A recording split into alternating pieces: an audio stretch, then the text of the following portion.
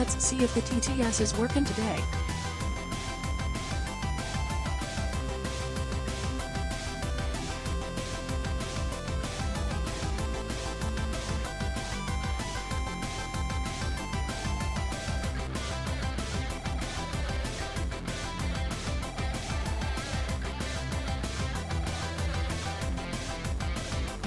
Thank you so much for the sub.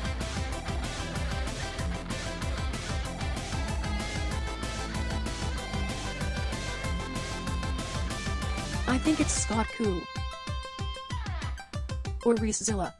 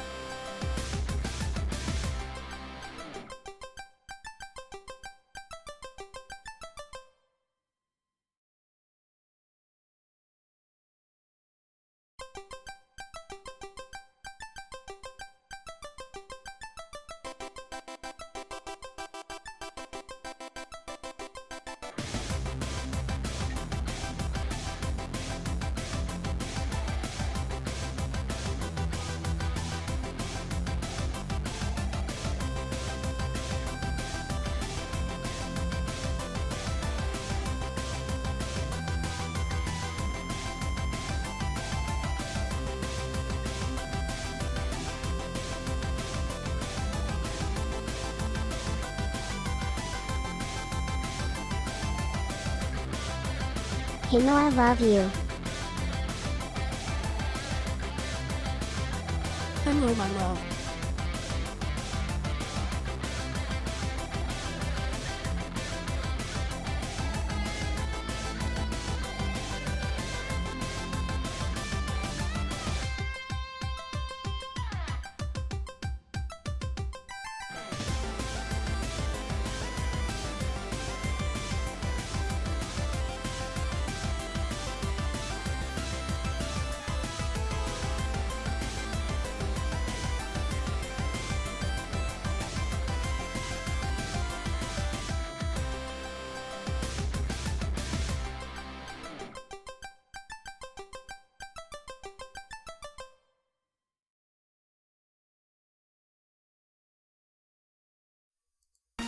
What the heck? Let's just start.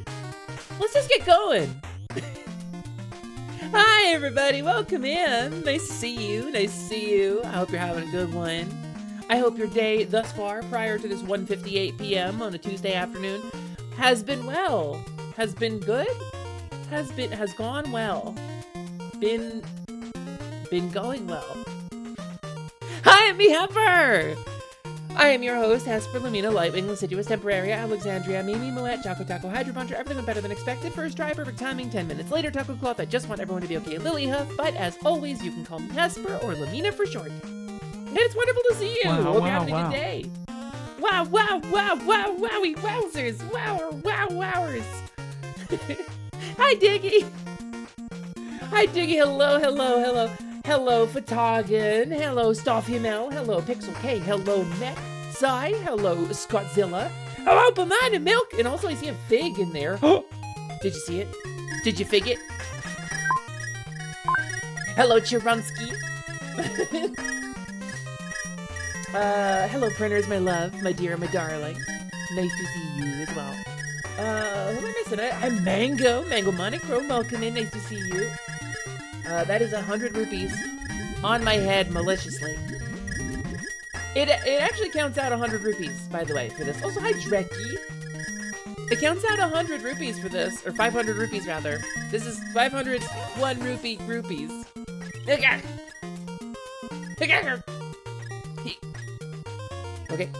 No, wait, what if I go over here? Maybe I can... No, maybe I can... Oh, the dodgeball! Excuse me! Wait, oh, we did it! Oh, shield potion! Shield potion, let's go! Thank you for the shield potion. Nice shot, Magna. Magna, nice shot. Nicest shot, as Wario would put it. I gotta fix my fairy camera angles. They're like a little bit rotated from where they're supposed to be. Shield potion! Hesper Toho, but it's dodging rupees. Ever on a night, I continue circling with nothing but my stream and a pile of unplayed games. You need an umbrella in there? Always, yes, please. Please, an umbrella. And not the kind that makes zombies, but like the... like parasol, but for rain. Yeah. Hello, Magna. Nice to see you. Nice to see everybody. I hope you're all having a good day. I hope you're all having a good old time. Oh, excuse me. I forgot to greet you all properly. Hello, Scott. Hello, Scott. Hello, Scott. Hello, little Bimmy. Little Bimmy off to go rescue Marion with his weird brother. You watched the new Resident Evil movie yesterday? There's a new one? I know there's like 30 of them, but like I watched the first one with what's her name? Mila Jovovich. And that's the only one I've seen. When it comes to Resident Evil movies, that's the only one I know. With the laser grid and the person gets Tom and Jerry'd in the laser grid room. The completely impractical and nonsensical laser grid room.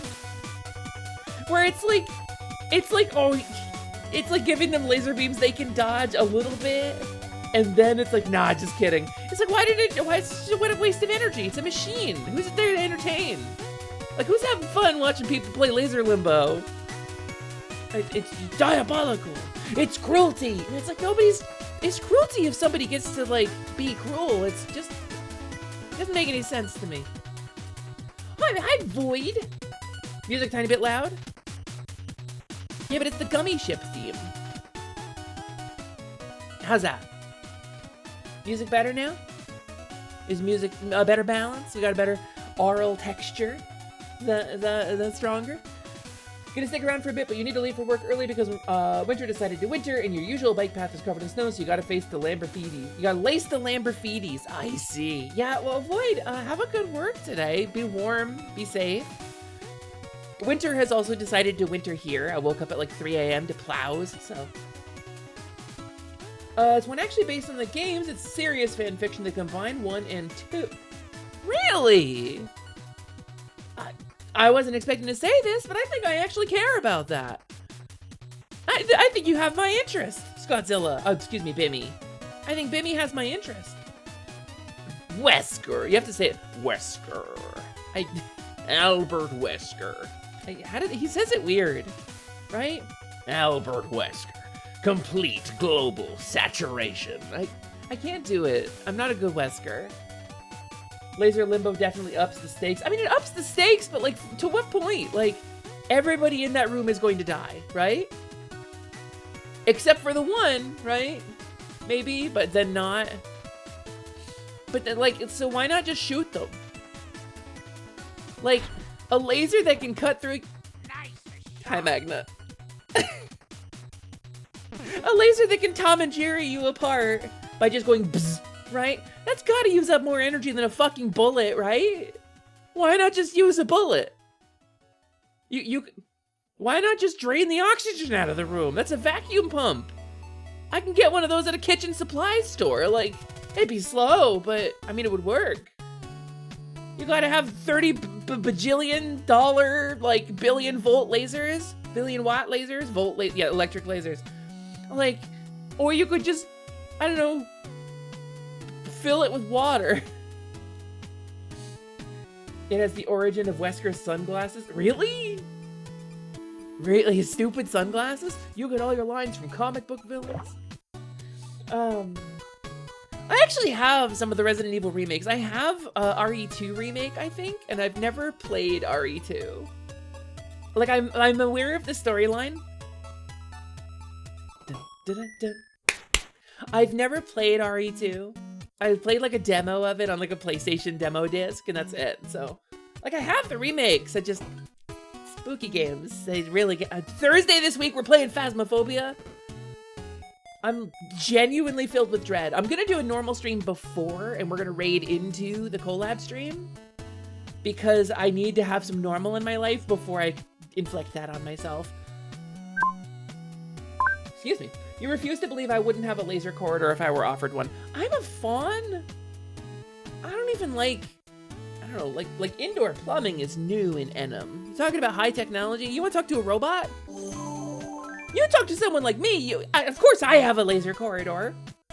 Of course I have a damn laser corridor. Little robot boy trying to bust his way into my garage every day. I'm gonna fill it with robots and laser corridors. And Tom and Jerry the shit out of some androids. But not a fake creature.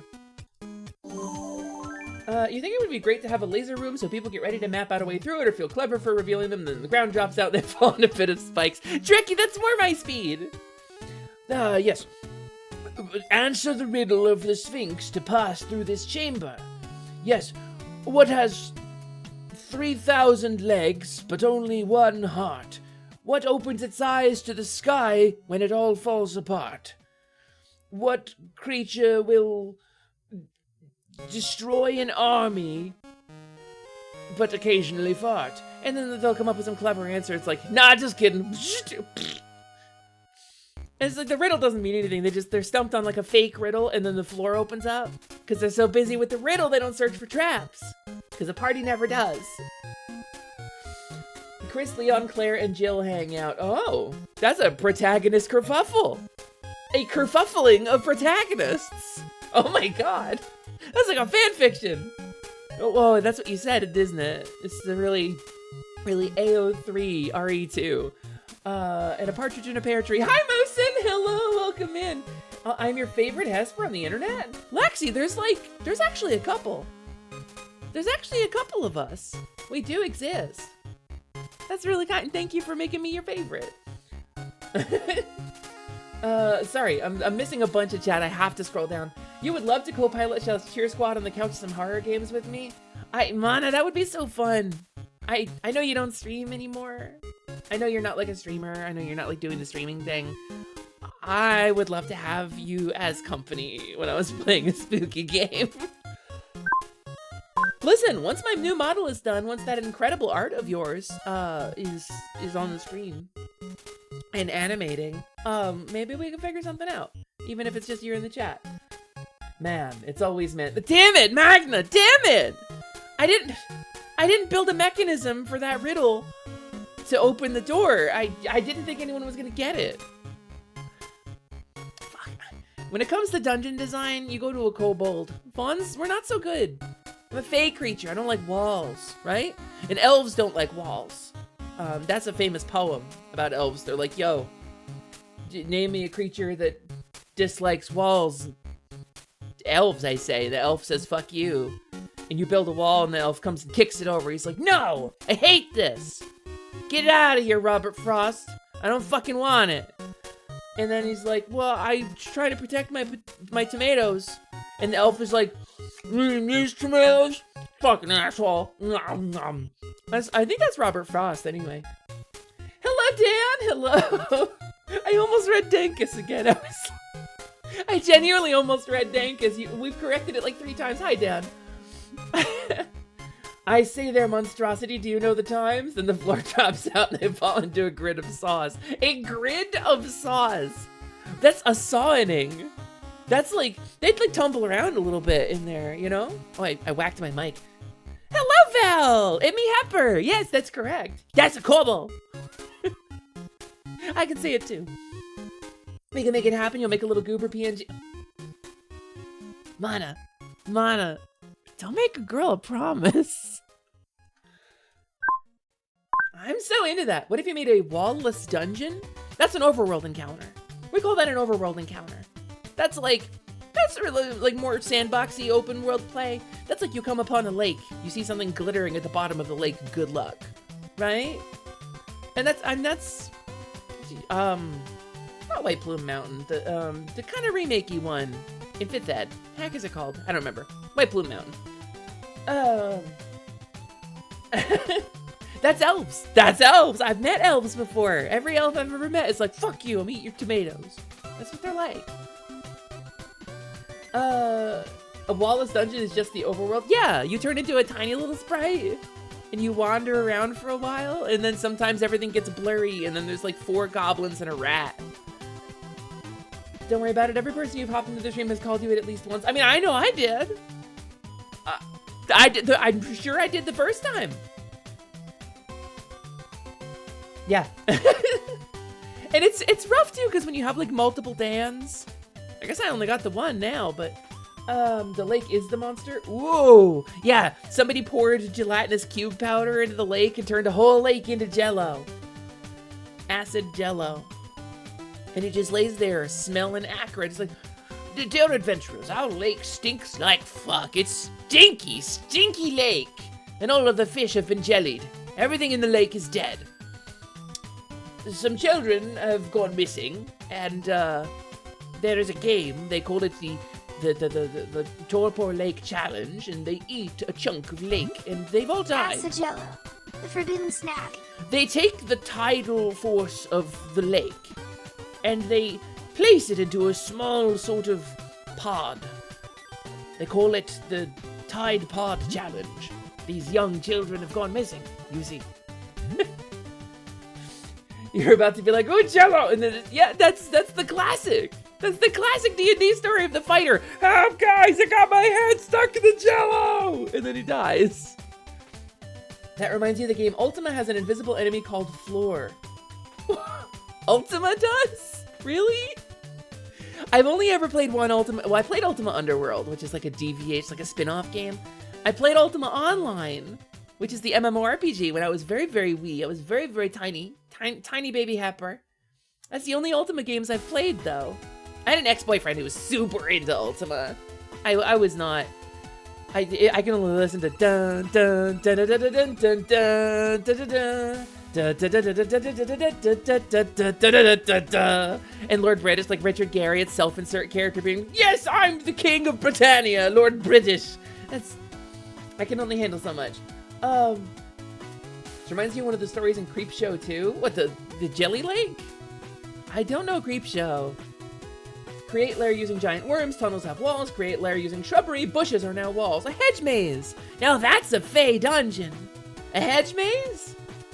And then there's like the true nature of the dungeon isn't like you have to get to the end of the dungeon. It's that you have a friend along with you who agrees to help you navigate the maze.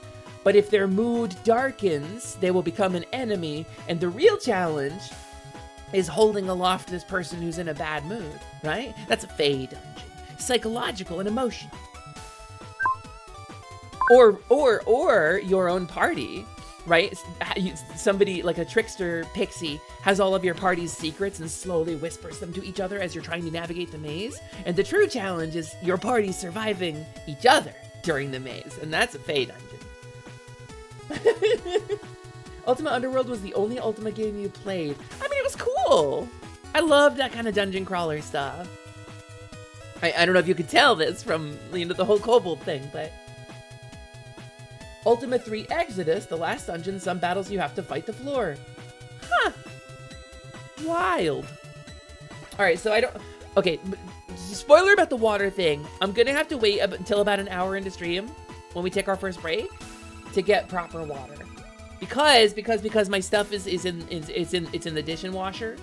So I did have some water before stream, but to keep a bottle of water safely by my desk, I gotta have my cool like bottle, and my stuff's getting washed right now. So I'm gonna have to wait until our first break because the dishwasher will be done by then. You've only heard of Ultima through reviews. It feels like a series I'd love. It's crazy, right? So there was a game. And I can talk about this. This is like one of the levels from Donkey Kong Country 3. I've never played it. I couldn't tell you, but maybe. Ultima and I have a weird history because I loved Ultima Online.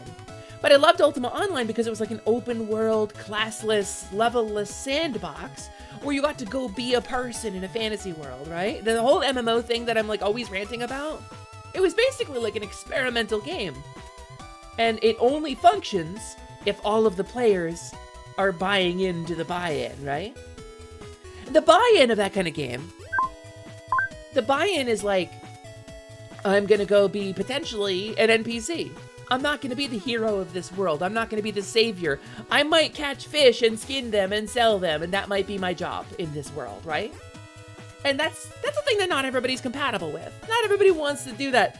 I'm a level 1 NPC. By choice. I'm gonna tell you about this. I've been playing Star Wars Galaxies for a couple days. My friend Tequila pulled it up on his stream and was like, yeah, I'm playing Star Wars Galaxies. Hepper, you should join us. And I was like, I don't have time for an MMO. I'm like streaming and shit. And I was like, wait, this looks pretty good actually. This is like a slightly updated version of the game that they shut down. I'm gonna talk about this. I'm gonna show y'all what I have set up in it before we do any gaming today, because I gotta share this with you. Also, hi Taeyu! Hey you, Taeyu! Welcome into my favorite goat person.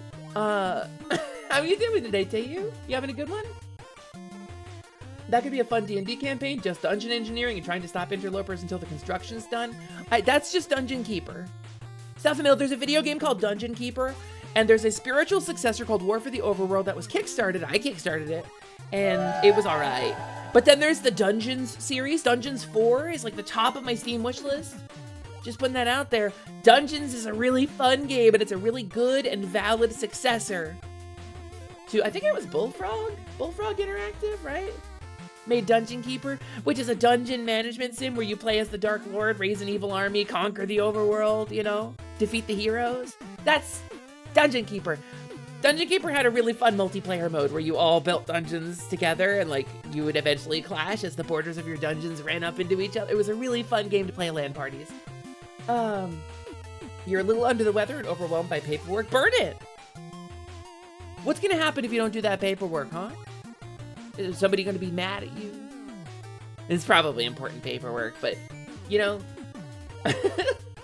one page a day, right? 1 page a day. That's the rule. Cut it into small bites, digestible bites. You know, most of my problems are stuff like, oh, I gotta get my facial electrolysis set back up. And that's like, okay, well, I need hundreds of dollars. I need the courage to make a bunch of phone calls to find a place that is not only doing it right, but is trans-friendly. And then I gotta schedule the appointments and actually go do a very painful thing. So I've kind of let it lapse a little bit. And it's a thing that really, really upsets me to have lapsed. Like, I'm very bummed about it. I want somebody to make the phone calls for me, if I'm honest. But paperwork, 1 page a day. That's a digestible, that's a solvable problem. I believe in you, Taeyu. How are you? That's pretty much it. I'm stressing about stuff that I don't have the courage to handle. That's this life, right? You forgot to Dungeon Keeper have Tim Curry on voice work. I don't believe so, but it might have. It could be. It could be a Tim Curry thing. If they didn't want it to burn, that's right. If they didn't want it to burn, they wouldn't have made it out of flammable materials, like government buildings. Typical Fae, no respect for bureaucracy. You'd do it for me if you were on the right landmass. Honestly, let me talk about this. Let me talk about this a little bit. Also, what Fatagan said is way more high-minded than I am smart enough to decipher. It's a discussion on bureaucracy as a historical concept. I guarantee it's one of the smartest things you've ever read, because Fatagan is really smart. No, I wanna, you got it, Taeyu. Pats. Last time I was in your stream, you were doing German tongue twisters, like, so I couldn't keep up. I was like trying, but I can't even pronounce German sounds, so like, no, this is a thing, right? In the mental health community, you ask how I am. I've got a bunch of stuff that I need to do. I'm gonna lay this out. I've got to call my apartment complex about fixing the water shutoff valve in my apartment because that's broken. My heater in my apartment doesn't work right. Like, it's been struggling to warm up for like 3 hours and it's still blowing cold air on my feet right now. I don't know why. It's just broken, I guess, and that needs to be fixed. I need to call up about a couple of other things in the apartment. Personally, I have a doctor's appointment in like 3 weeks, which is a bigger step than I ever thought I was going to take this year, to discuss and follow up on some of my transition goals. But what I need to do is I need to make a bunch of phone calls about finding an electrolysis place, and I'm stressing about it. I'm stressing about it because all of these things are phone calls, and I'm gonna be very real with you. I'm gonna talk about a personal thing. My oh, I got a friend request. Hey, wait, I'm gonna take that. That's Wolfwings. Yeah, I don't normally take these on stream, but that's hacking Wolfwings. Of course I will. Of course we're friends. I will say, like, when it comes to your streamer, she has executive dysfunction in a way that has paralyzed her. I've been living out in Bonchland for like a year. I haven't made this call. It's not a complicated call. I also need to follow up with my dentist about getting my crown put on now that I have insurance. And I need to follow up with a specialist about the infection that I had last month, which is pretty much cleared up, I think. I think the antibiotics did their thing. I'm not having any symptoms anymore. But I need to follow up with a specialist about it. That's another phone call I also have not made. And probably I will continue not making these phone calls, and I'm trying to figure out how to beat that. So, you know, if anybody wants to do my phone calls for me, that'd be pretty sick, actually. Sometimes LMD gets like a bug up their butt, and it's like, I'll make these phone calls, and then they do. Yeah, do scripts help? Well, it's not really a thing that I can script, unfortunately. It's I have to call around, because I gotta find a place that does the work that I need medically, a place that is within my budget, because none of them are gonna take my insurance, I don't think. It might be a reimbursable thing, but probably I have to pay out of pocket for it, which I don't have the money for. And then I've got to make sure that they're trans-friendly and that they're performing the hair removal in like a medically sound way. Because I've paid thousands of dollars for treatments that did not stick. I've had probably 25 hair removal treatments. Facially, like facial hair removal stuff. Probably 25. That's way more than you're supposed to need.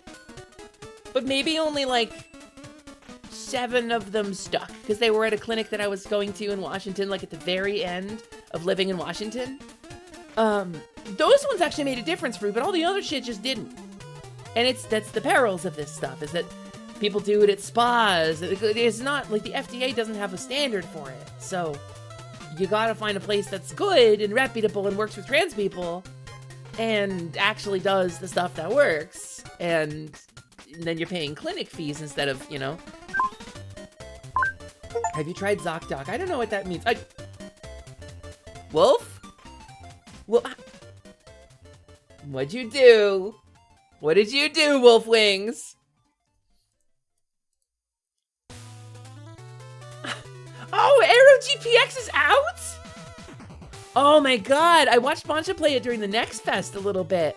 Holy cow, thank you so much, Wolf Wings.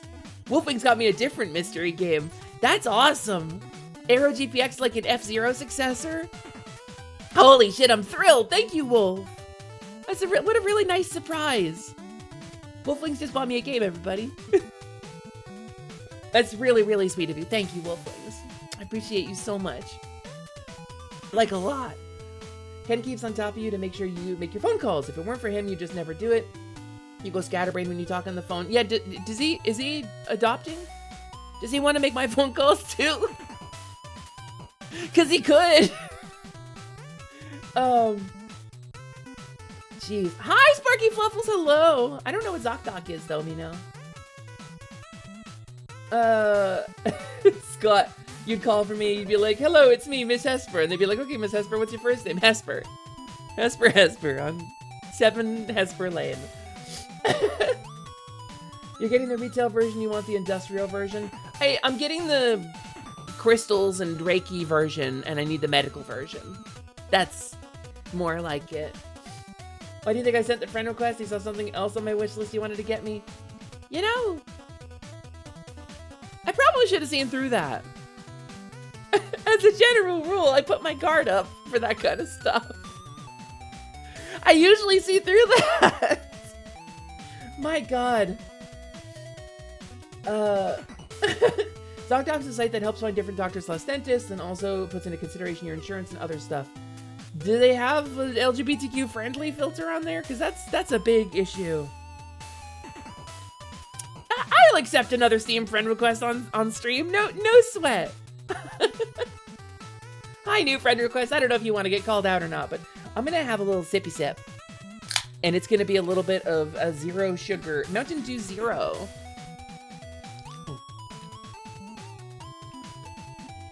Yum, yum, yum. ZocDoc sounds like a Bofa joke. It kinda does have that vibe to it, doesn't it? You hate phone calls because you always manage to stutter and have to re-speak. I think I'm pretty good on the phone once I get going. But the stuff I have to talk about, it's gonna be like, I can't even rehearse it. I get like freaked out, like my stomach ties in knots even like pretending. Just be like, "Hi, my name Hesper. I'm looking for this particular service. I'm hoping that you can provide it for me. I have a bunch of questions for you. And then maybe we can talk about scheduling." And then they're like, "Okay, well, let me get your insurance. Let me refer you to this other clinic. Let me refer you to this other clinic. Let me have you talk to 4 different people and roll the dice on, is this person trans-friendly 4 times in a go? Is this person trans-friendly? Is this person competent? Is this person within network or affordable?" Every time. And it just gets so overwhelming. I've spent a lot of time in hospitals and calling doctors in my life. And I have a good amount of medical trauma about it. And I'm gonna say something. I'm gonna be real right now.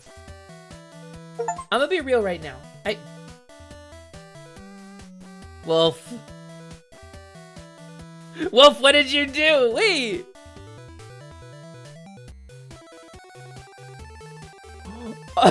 This also isn't Dungeons 4. But heck yes, you're so glad it's on Steam. That is Baldur's Gate Dark Alliance 2. Wolf, thank you. Honestly, Wolf, thank you. I liked Dark Alliance so much when I was younger. It was that and like Champions of Norath that I actually got the Dark Alliance reboot when that came out, despite everybody saying it's gonna be bad. It was bad, by the way, but I got it. So thank you, Wolf. That's really kind of you. You actually use ZocDoc to find a specialist you needed. It was all in the app and no need to make a phone call aside from them getting you to confirm the appointment. I mean, I'll look into it. I will say now that I will look into it, and I'm not promising that because I don't know how to make myself do stuff. Hold on a second. Moving away from my computer for a sec. I had to grab the thing because I'm gonna say something personal. I'm gonna say something real personal. You were outside freezing. What did Wolf get me? Wolf got me 2 whole games. Wolf got me Arrow GPX, and Wolf got me Baldur's Gate Dark Alliance 2 on Steam. That's very, very sweet of him. Thank you so much, Wolf. I really appreciate you. I'm gonna show you guys a thing. I'm gonna turn on my camera real quick. I'm just gonna share this with you. So I've been thinking about this a lot. And I figured this is a really good way to start this discussion here. Because, like, we talk about realness stuff sometimes, and I know I got some trans folks in the audience, so I want to talk about, this, because this is my experience. There it is. Let me grab my Webbus camera. I need to reactivate it. Oh, it's just not working, huh? How about you? Deactivate? Activate? My web camera is just not working. That's kind of sad. Maybe I can't show you. That one, maybe? Oh, there it is. Yay, okay. My web camera is really old and the wire on it is like really fucked up, so it doesn't connect properly sometimes. So I got a gift from Throne. I got the trans shark. I got the blowhigh. He exists. He's here. Hello. I'm a shark. I represent gender for a lot of people, and I've kind of become the face of a modern gender movement. A lot of trans people have me. It's kind of iconic. A lot of trans girls, in particular. Kind of a trans femme thing. I don't know why it happened. Shrug. But I guess that's what's going on. So I'm happy. I get to swim into people's hearts. And I got that. I got that as a gift. And I wanna discuss this a small amount. To get a little real about it. I'm not like them. I struggle to be like the other trans girls in the world. I'm older than a lot of folks in this community. And there's some folks like Gabby kind of like have a similar experience to me where we came out before things like societal acceptance were really like a thing. And our transition experience in the early days was very different than things are now. And I see other people online starting transition and finding social acceptance and friends who love them and support them and medical professionals who know how to talk to them and treatments that are available. And I don't know, I struggle because it doesn't feel like it's my world, you know? It feels like I can't be like that. And I know logically that I can. I know that these things are also available to me. But there's a big struggle with, like, it feels like it's too late. Like, I'm already set in this horrible, sad procession of just consistently, like, lining it up and failing to knock it down, you know? And, I don't know. I don't know how to not do that, I think. So I got the trans femme shark as a gift, and I cried for a little bit. I cried for a little bit because, like, this is kind of hard to talk about. It doesn't feel like I know what to do or I know how to do it. And I haven't really had a lot of help. What I have is like a lot of broken promises. I have a lot of people in my life who've said, like, I'll help. And then I'll give them my personal information, or I make like a friendly connection with them. And it's like, hey, no matter what, Hesper, we're gonna do this thing. And I have money and I have time, and I'm gonna make sure this happens for you no matter what we have to do.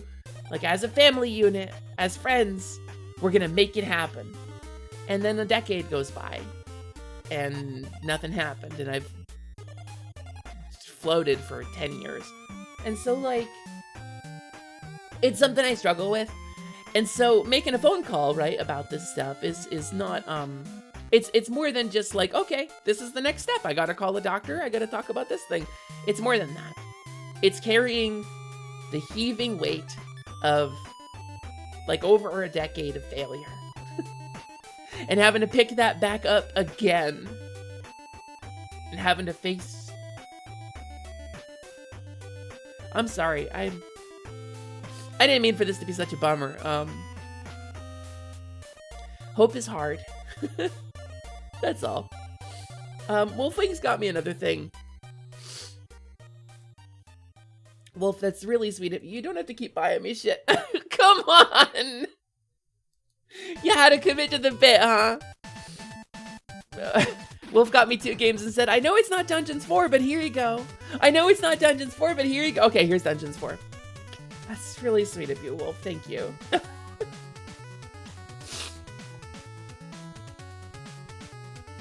Sorry. Hi, Nestor. Comedy comes in threes. That's what they say. That's a lesson that I learned from Rick and Morty. Hope is a skill. Hope is a weapon you can train to wield. Hope is really painful, Nestor. Those of you who've been with the stream for a while will remember about 2 years ago when I finally had a date for bottom surgery and like a plan and a schedule, right? And the system and the people who had promised to help me, because I'm disabled. I can't always do it. The system and the people who had promised to help me navigate the system let me down. And my date came and went last year. It was 2023, actually. It was the end of 2023. So, I'm not here to blame anybody else, you know? I'm not here to tell anybody that, like, oh, it's your fault I'm failing. Because it's not, technically, but at the same time, like, I'm not able-bodied. Like, I can't always handle this. I don't have the brain to process all this stuff.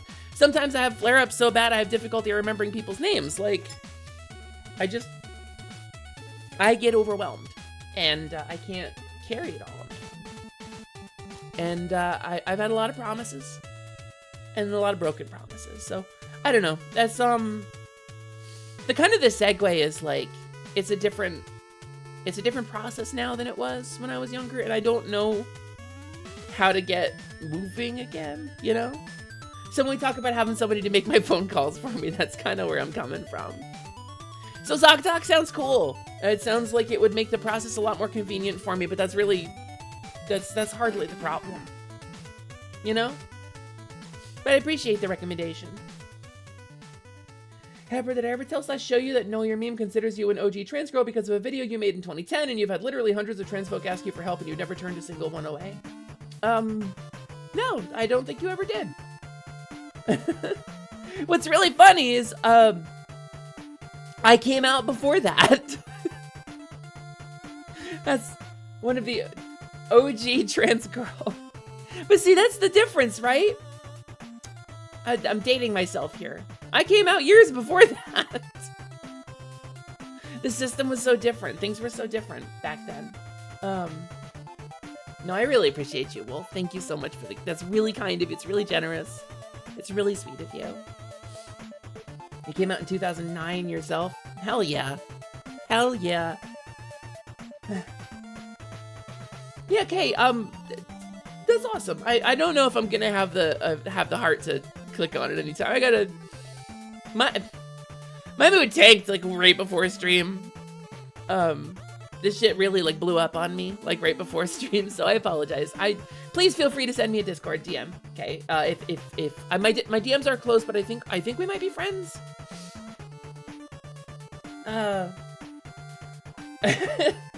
Some of y'all here probably came out when you weren't even walking yet. Maybe. Twitch is a multi-generational thing. I know there are some viewers in here who are in their 50s and 60s. And I know some viewers here who are in their 20s. So, it's all up and down. Gotta send the friend request. Yeah, that tracks. I will accept this from you specifically. I do not normally accept, thank you all for the kind DMs. I don't normally accept, friend requests on Discord because I was getting overwhelmed. I was getting a whole lot of, hey, what's up? And a lot of non-starter conversations of like, hey, Asper. People who just wanted a piece of me when I was off work. It was not that they had anything to share or to talk about. It's just they wanted a piece of me when I was off work. And I had to close my DMs. But I appreciate that's something very helpful. Thank you, Kay. In more pleasant news, Godzilla points out we're over 3K Twitch followers. That's really good. That's a huge milestone for the stream. Over 3K followers. Despite my having occasional breakdowns on stream, y'all still keep coming around, so hell yes. Yeah, well, that's the thing, Wolf. I distract too much. Sometimes I should be doing stuff and I'm distracting instead.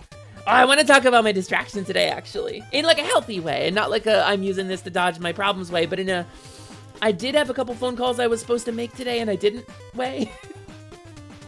Yeah, no, Wolf, we share that very much. Thank you, Arba, for the hydrate. Arba! Hi, Arba! I don't have any hydration yet. I will when the dishwasher finishes running, so. Hello, Doom fan, welcome in. Nice to see you. Thanks for the charm spell, Scott. It's in some manner enhances my charm. I don't know. Yours been VR chat lately, honestly, ever since getting into it finally. It's addictive, isn't it, Wolf? And to say nothing of like when you have an avatar that you really feel like represents you. Absolutely. And I find myself wishing that I felt more comfortable in public VR chat spaces, but I don't.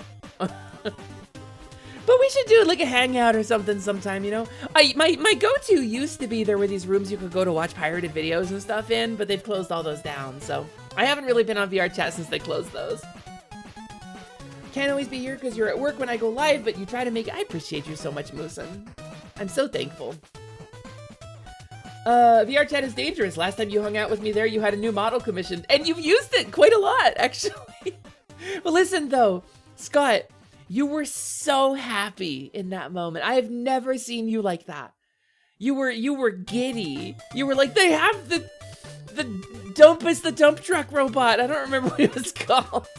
I don't remember the name of the robot, but you were so happy they fucking had him. You were running around, you were giggling, you were so happy. It was written plain all over you that was 100% your vibe. So you totally love it if VR didn't give you a headache and make you motion sick. Yeah, it's a thing that not everybody has but not everybody's like biologically compatible with it. That's a true statement. Hasper, you just got a call from your old GameStop that you can come by the glass display. Oh, fuck yeah, Bancha! Fuck yeah, dude! That's awesome. You're gonna have how many times you unlocked and relocked that display case to get like a DS game out for somebody? That's rad. How excited. It's gonna be a part of your life now. Just like the scars GameStop left you with, now the display case can also be part of your life. You're one of those people that's hyper immune to motion sickness. You can make others motion sick watching you literally read a book in the car. I can't. No, I have very intense motion sickness too. VR usually gives me, I get VR head before I get motion sick. I get that thing where like I dissociate a little bit and then my brain has difficulty like functioning when I pull off the headset, but I don't normally get motion sick in VR. I get motion sick in like first-person shooter games though. Stuff like Quake, I can't play anymore. My brain doesn't process it at the right speed anymore, so. Because the feeling of moving but not actually moving just freaks your body out. Yeah, that's normal. That's very normal. If you have a headset, this is the thing that I've been told. If you have a headset that has a little bit of like light bleed, like it doesn't fully form a seal with your face and is a little bit at the outside room, I'm told that that can help. I don't know if that's true, but you think Dumpus the Dump Truck is the name of Negativity's Diggy Square Truck? Yes, stylized square truck. You mean Buildy, right? That's Buildy, Scottzilla. Negativity Diggy is Buildy. And he always insists on being part of everyone's streams, as opposed to just being invited, because it's negativity, right? It's the villain version. Casper is always being so transparent, so kind, so awesome. I appreciate you. You're loved by this community. We want to make sure you feel that. Nimoni, I appreciate you. I mean, I don't know. Sometimes it feels like I'm just yammering on about my crap, but I want to be real about this stuff because I've been told that my being real about it helps other people feel less alone. And my struggle has been very long. I have a lot of broken promises in my life. A lot of people have let me down. And I wish I could handle it on my own. I really wish I could. You know? So. But if sharing that helps, then I'm glad. You thought you were immune to motion sickness till you played Elite Dangerous? ED is a good one. I really like Elite Dangerous. Virtual reality Elite Dangerous has been bugged for like 6 months and they refuse to fix it. So I haven't really played it. You think it's also because you have glasses and VR goggles do not like dealing with glasses? I mean, I have glasses too. I do. Like, genuinely. You can get prescription lenses for most VR headsets though, which might be a neat thing to try. Want to know what you think is the fastest way to get a migraine? Play The Fortress of Dr. Radiaki. They messed up the camera in such a way it'll give you one in a hurry. Any of the Hyrule Warriors games too, I think. Probably. That's a real rapid migraine for me. I tried to play them on stream. It's a real rapid migraine for me. See if the store has a PSVR 2 demo. Oh, that's true, yeah. Although PSVR 2, be warned, it does work on PC, but it's a little finicky. It can be a little finicky working on PC. It's not a plug and play thing, so. That said, your model mama was like, yeah, you can make that when you sent her negativity, Scott. Why? The horrible, weird puppet? Scott, why? I mean, I would get a help her model, 100%. You guys have seen this, right? New title acquired. Pepper seller. Just black pepper. I sell just black peppercorns. I have sacks and sacks and sacks of them. Please buy them. Please buy them. My children need college. I won't let them live the life that I lived. You've seen that prescription lenses exist for VR. It's just you don't remember what your prescription is. You'd need to go to an eye doctor and get it like printed out, or they would not give them to you anyway. So. You would definitely consider getting a Ken Dillingham. Listen, I mean, you could get like a little Skrunkalo. You could get like a real cheaply, like simply rigged version of it, right? Let me. Oh, oops. Oh, shit. Oh, that's the wrong image. What is that image though? Fuck. That's not the image I wanted to put on screen at all. Stream art. Here. Helper! Hey, heroes. You gotta say it differently. Hey, heroes. You gotta say it sarcastically. It's time for another podcast. Magna made villain versions of all of positivity, and that's great because I mean, IRL, we're villains. We're terrible. We're terrible people. We're the worst. We're just the worst. You're finding empty rupee buckets to scream? Yes. Allow me to drain your wallets for healthcare. Helper has aura plus 10,000. No, absolutely. She also shares wardrobe with Rouge the Bat. I mean, Not gonna lie, gamers, I love that Magnet gave me a figure in this. Like, a lot. Look at that. Look at them curves. Oof, I'm so into it. Podcast, you say? Well, you just happen to be a 30-something white guy. Do you need my help? Wow. Wait, hold on. A 30-something white guy? That's basically my whole demographic.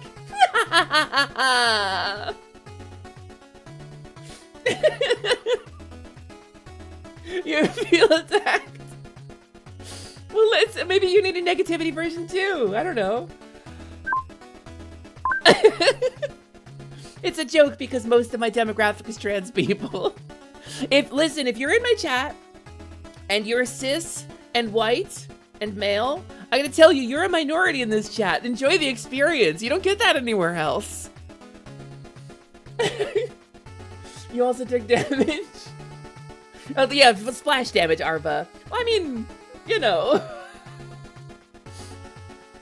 I mean, so Arba, the other thing that this is true about this is that, like, if we exist in an English-speaking internet culture, right, where a lot of the things that are very America first, very America forward, you know, like the situation for trans women in America is very much presented as the situation for trans women, and truly, like, elsewhere, other parts of the world, things are very, very different.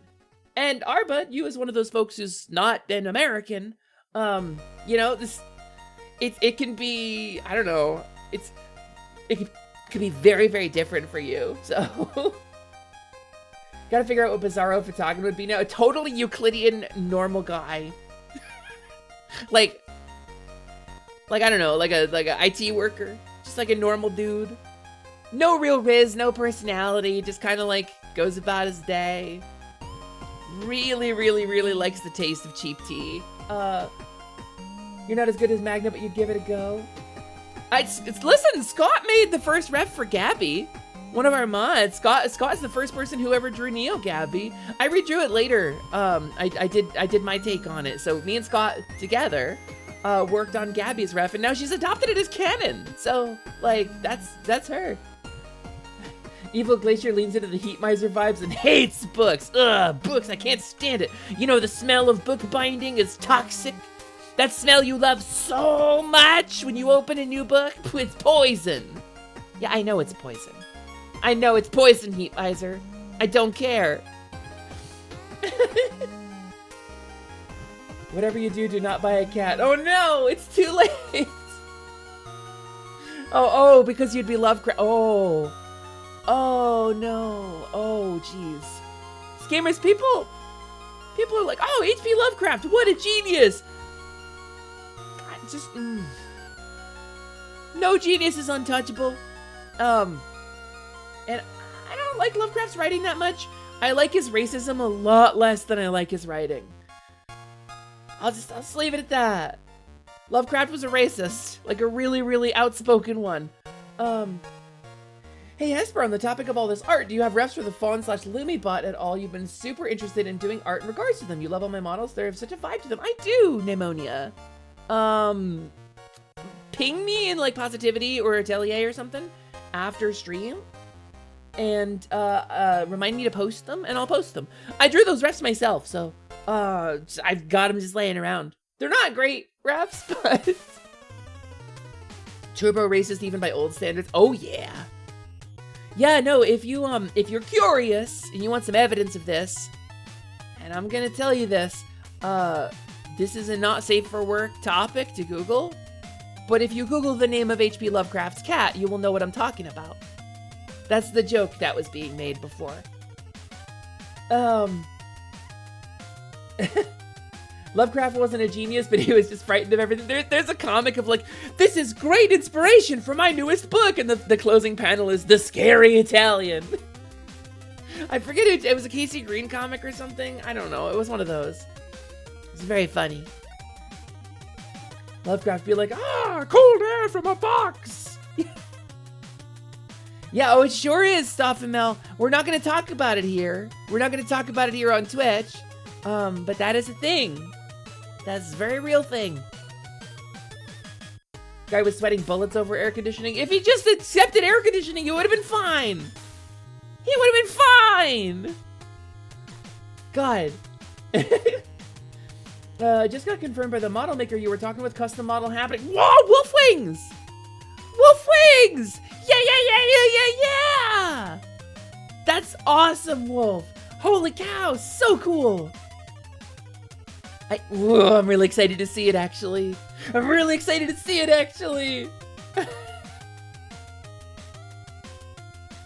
Also, I'm shocked. Not one person commented on the picture I accidentally put up on the screen.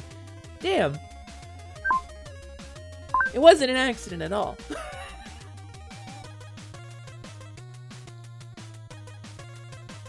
Hey, barista streamer. Yo, just gonna put this on the table. That's actually considered kind of rude.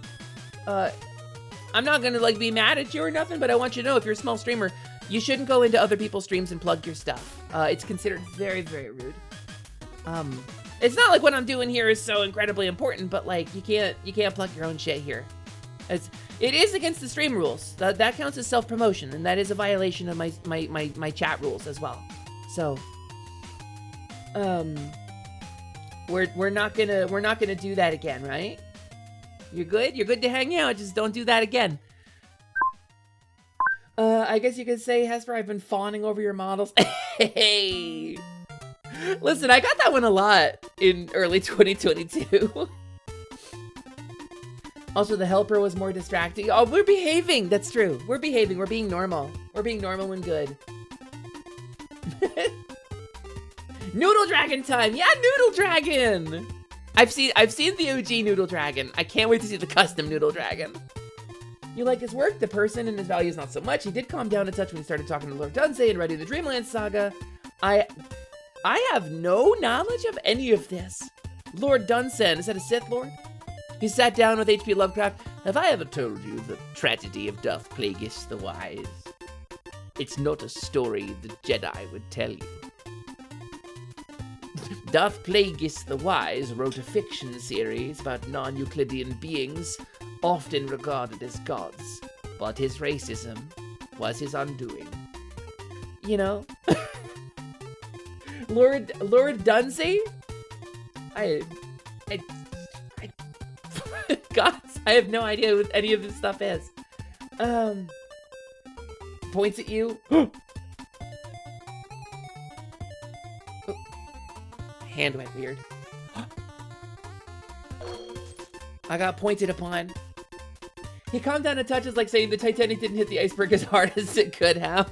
Yeah, I mean, they did try to steer away eventually. Lovecraft was very introverted, but he loved writing letters to other authors. Huh. Hey, that's kind of cool. Thanks for the charm spells. I have been pointed.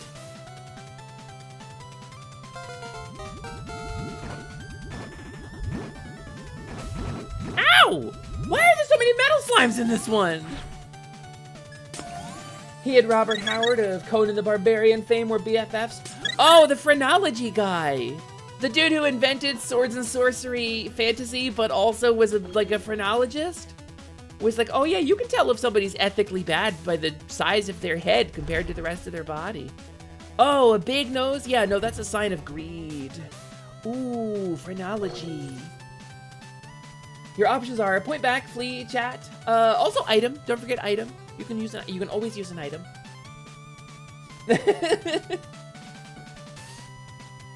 But yeah, that's kind of the vibes. Talking about fiction. Let's segue this direction. You'll know Star Wars, the EU, the Legends canon, the expanded universe. Are you familiar with this? Talking about fiction with occasionally problematic elements. That one time, an author included Hellraiser in Star Wars canonically. Can we talk about this a little bit? Lexi, I think you're for the first time chat. Yeah, Robert Measurehead Howard. That's the man. That's the man. Listen, his most powerful character, his iconic, like I don't know, like the Gary Stu of the Conan series, the titular character, is like a super muscular nihilist who stands on his own and needs no help from anybody, and is commonly wrong, but is strong enough to not have to face the consequences of his actions. That's very telling, isn't it? Isn't that very telling? Conan the Barbarian doesn't need to make apology videos. He just kills all the people he's wronged, and then there's no problem anymore. Don't Google the Star Wars Cantina music name. They've changed this, Magna. They addressed Disney. Disney in canon has officially addressed the name of the genre of music. So the song itself has a name, and I do not know the name of the song off the top of my head. However, I will say, George Lucas insisted, mild innocent double terminology coming up here. George Lucas, creator of Star Wars, insisted that the genre of music that is played, hold on, let me, Star Wars Cantina theme 8-bit cover. This ought to be copyright free. Wait, you got the melody wrong? Hold on. How about this one? Tribute to John Williams by Gavin Graham. There we go. So this song, right?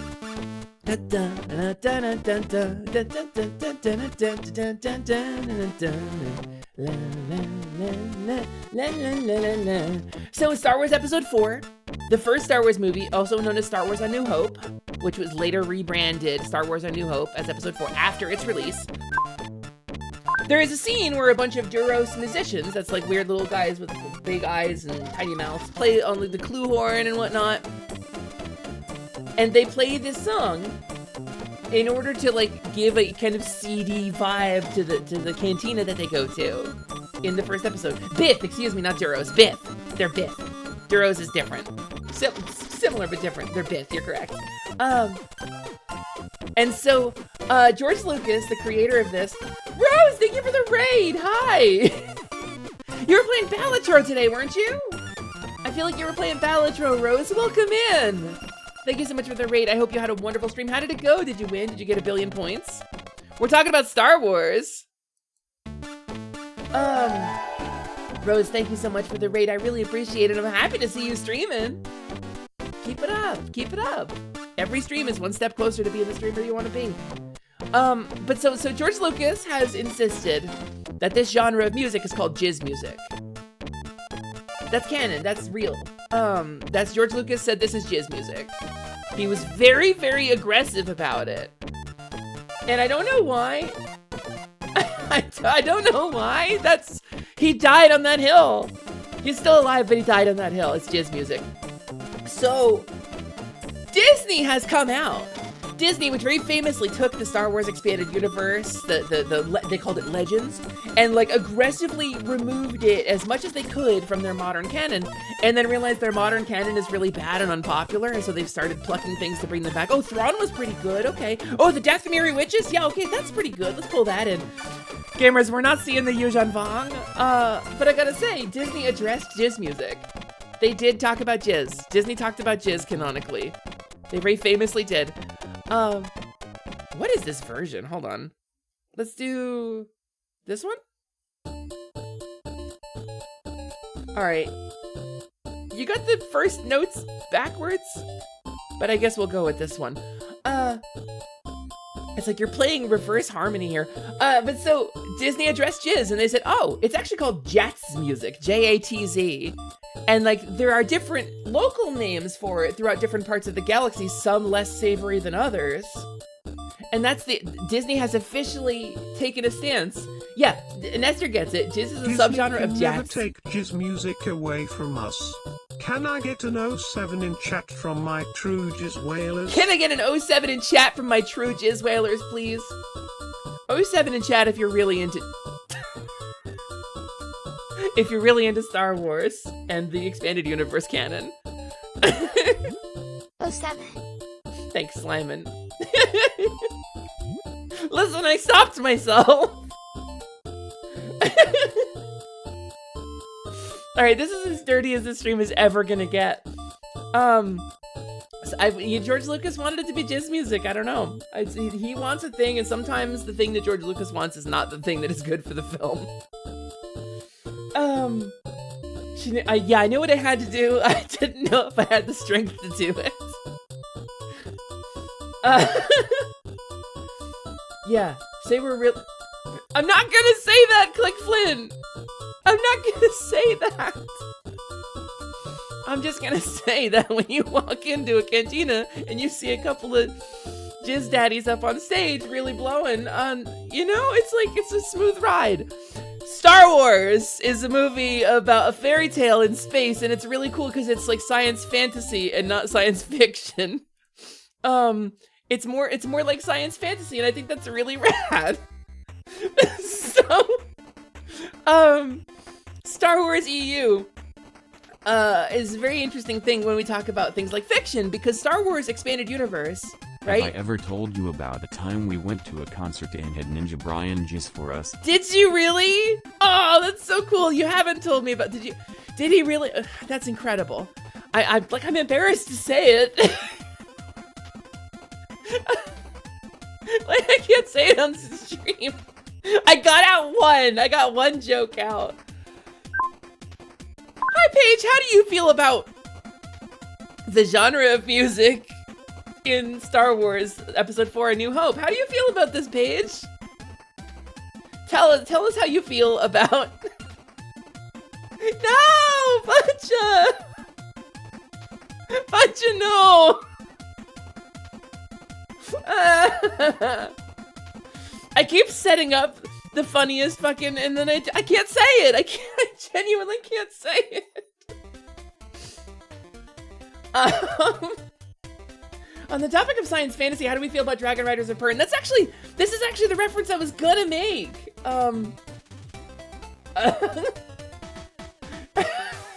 Hesper's Quest added permitted term jizz whalers. Thank you, Star Wars. So I wanna, yeah, Rose, the brain rot is real.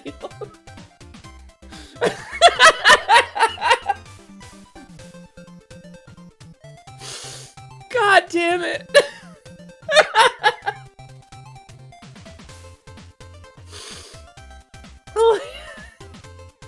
I hate this. So I want to talk about this.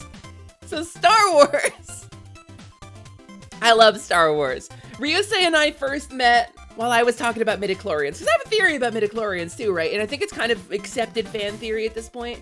And I have a theory about the Gungans and about Jar Jar Binks, and ask me about Jar Jar Binks sometime. Gungan is very wasted potentials. I will talk to you about Gungans until the light dies in the universe. I have thoughts about this, but I want to say, when it comes to so if a jizz whaler decided to smoke an illicit substance, they call it jizz catfish. Yes, I think so. They got a whole crate of it. So you have to type in "Don't Google the Star Wars Cantina" music name in Hesper's chat. Listen, it's better than asking about Lovecraft's cat, okay? This is a good step up. We're whalers on a moon. We can carry a tune. But if this tune fails, then at least jizz whales. So I want to talk about Star Wars. The expanded universe canon was fan fiction. This is an important thing. The expanded universe canon, the Star Wars Legends, as we call it now, thanks to Disney's rebranding, right? The Star Wars EU, the books and comic books and things that were written outside of the canon, it was all approved by George Lucas, right? He was like, sure, I like that. That's canon now. And this is, sure, I like that. That's canon now. That's what he said. He sounds just like that. Is my music still going? It is still going. Oh, okay. It's Kiss from a Rose. Fear of Dark's Kiss from a Rose cover. Here it is. He legitimized fan fiction. People went to publishing houses, and George Lucas was like, yeah, go publish a Star Wars book. And that's what they did. And it was like legitimized, but it was written by people who were just fans of the series. So they added content and expanded the universe of Star Wars. Please make Grey Jedi real and bring back Proto Sabers. I have thoughts on Grey Jedi too, and Moose, and I don't know if you're gonna like them.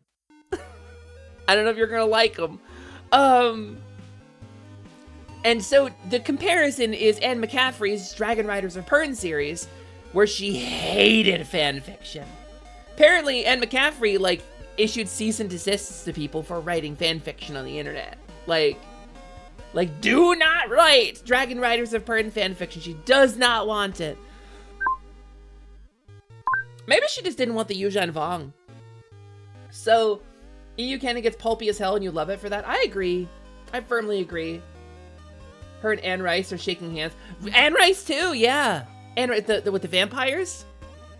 Anne was Disney levels of Do Not, and the legal steps behind how Pern Mush was allowed to exist were legendary. Is there a story about Pern Mush? I never went on there. I dating myself. I did play a mud for a while. I played a mud called Fidar for a while when I was really little. He liked the concept and think rot would be a cool thing. Think not would be a cool thing to explore. Think it would. Oh, so yes, I agree. I think it's a cool thing to explore, not because.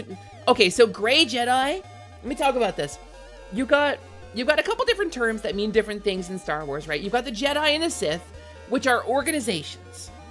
You've got the Force, which is a mystical energy field that surrounds us and binds us. It binds the universe together, or the galaxy together, and has a light side and a dark side, right? But that's implying a binary to something that has shades of gray in some of the writing. And so in comes the Gray Jedi. The concept of like a Jedi and a fallen Jedi, like a dark Jedi, right, is different from a Sith, which is a person who trains in Sith ideology with intent, as opposed to a Jedi who taps into the dark side. They don't become a Sith, they become a dark Jedi, right? Or a Sith can be redeemed, like Darth Vader, right? We talk about all these different things. There's all these different terms that mean all these different things in Star Wars, right? We agree on this. And that's where the agreement stops. Moosin mentions a thing called a Gray Jedi.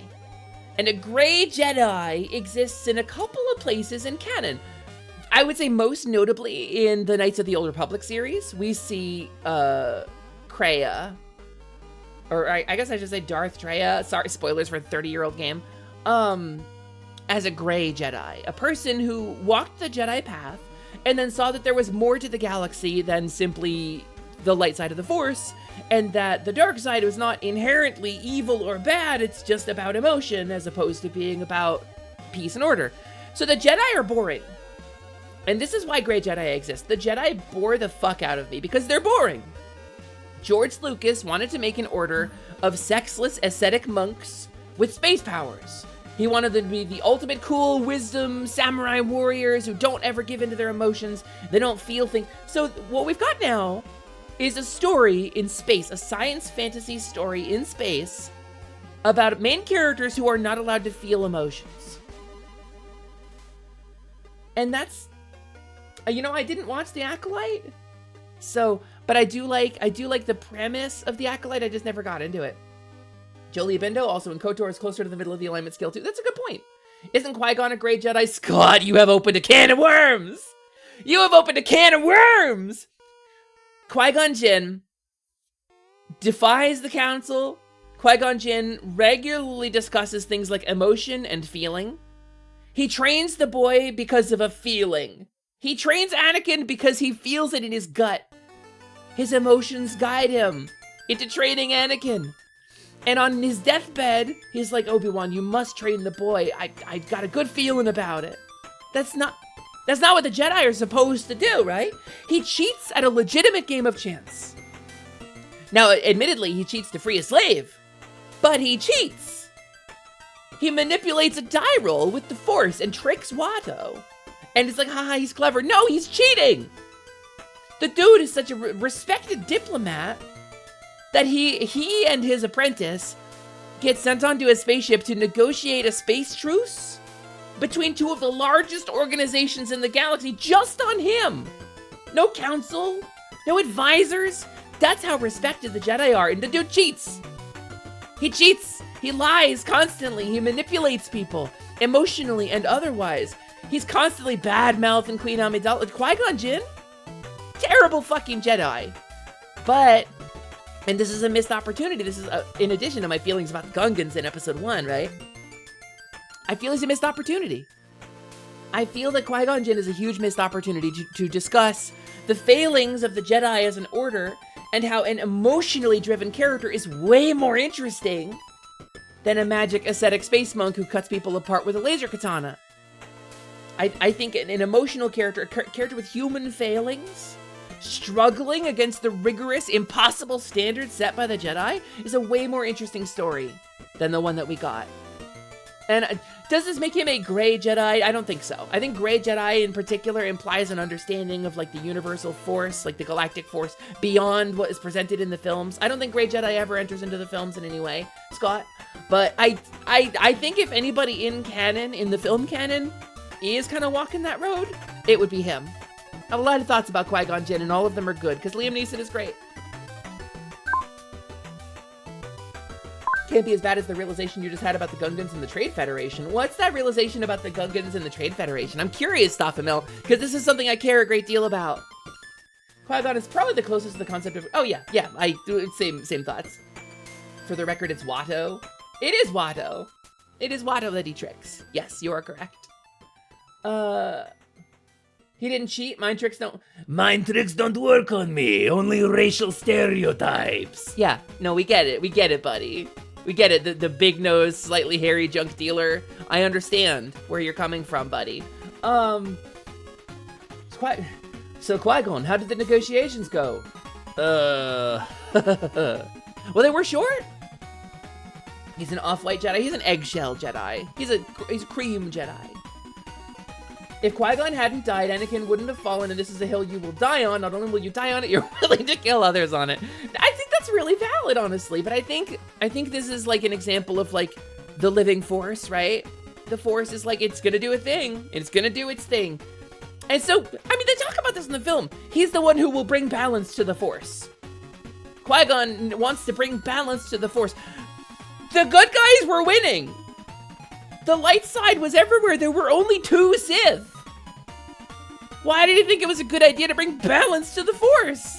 But that's the Force. The Force does that, right? Wouldn't Ahsoka be classified as a gray Jedi too? Ahsoka in new canon? Yes. I think 100%. I truly think 100%. I love Ahsoka's story. I did not care for Clone Wars. I did not care for Genndy Tartakovsky's Clone Wars, and I'm so sorry about that. I know some of you are like huge fans. I'm sorry. It just didn't grab me. I don't care about military stuff very much. And Clone Wars was very hard sci-fi, where Star Wars historically is like space fantasy, you know? Clone Wars was very tanks and guns. But Ahsoka brings back the mystery of the Force, right? A little bit of like the mystery and the personal discovery. I think Ahsoka is a really great example of an emotionally driven character who makes mistakes and has to stand up to like the rigors of the Jedi Code. I think that's super, super real and super valid, and I love Ahsoka's story. Ow, ow, ow, ow, ow. I think Clone Wars has a lot of really cool stuff, but if I have to listen to Tamura Morrison like bumble his way through a line again, I'm gonna die. The Gungans might be based off of World War II Ethiopians. Italy rolled over the Ethiopians in World War II because they didn't have anything close to a modern army at the time.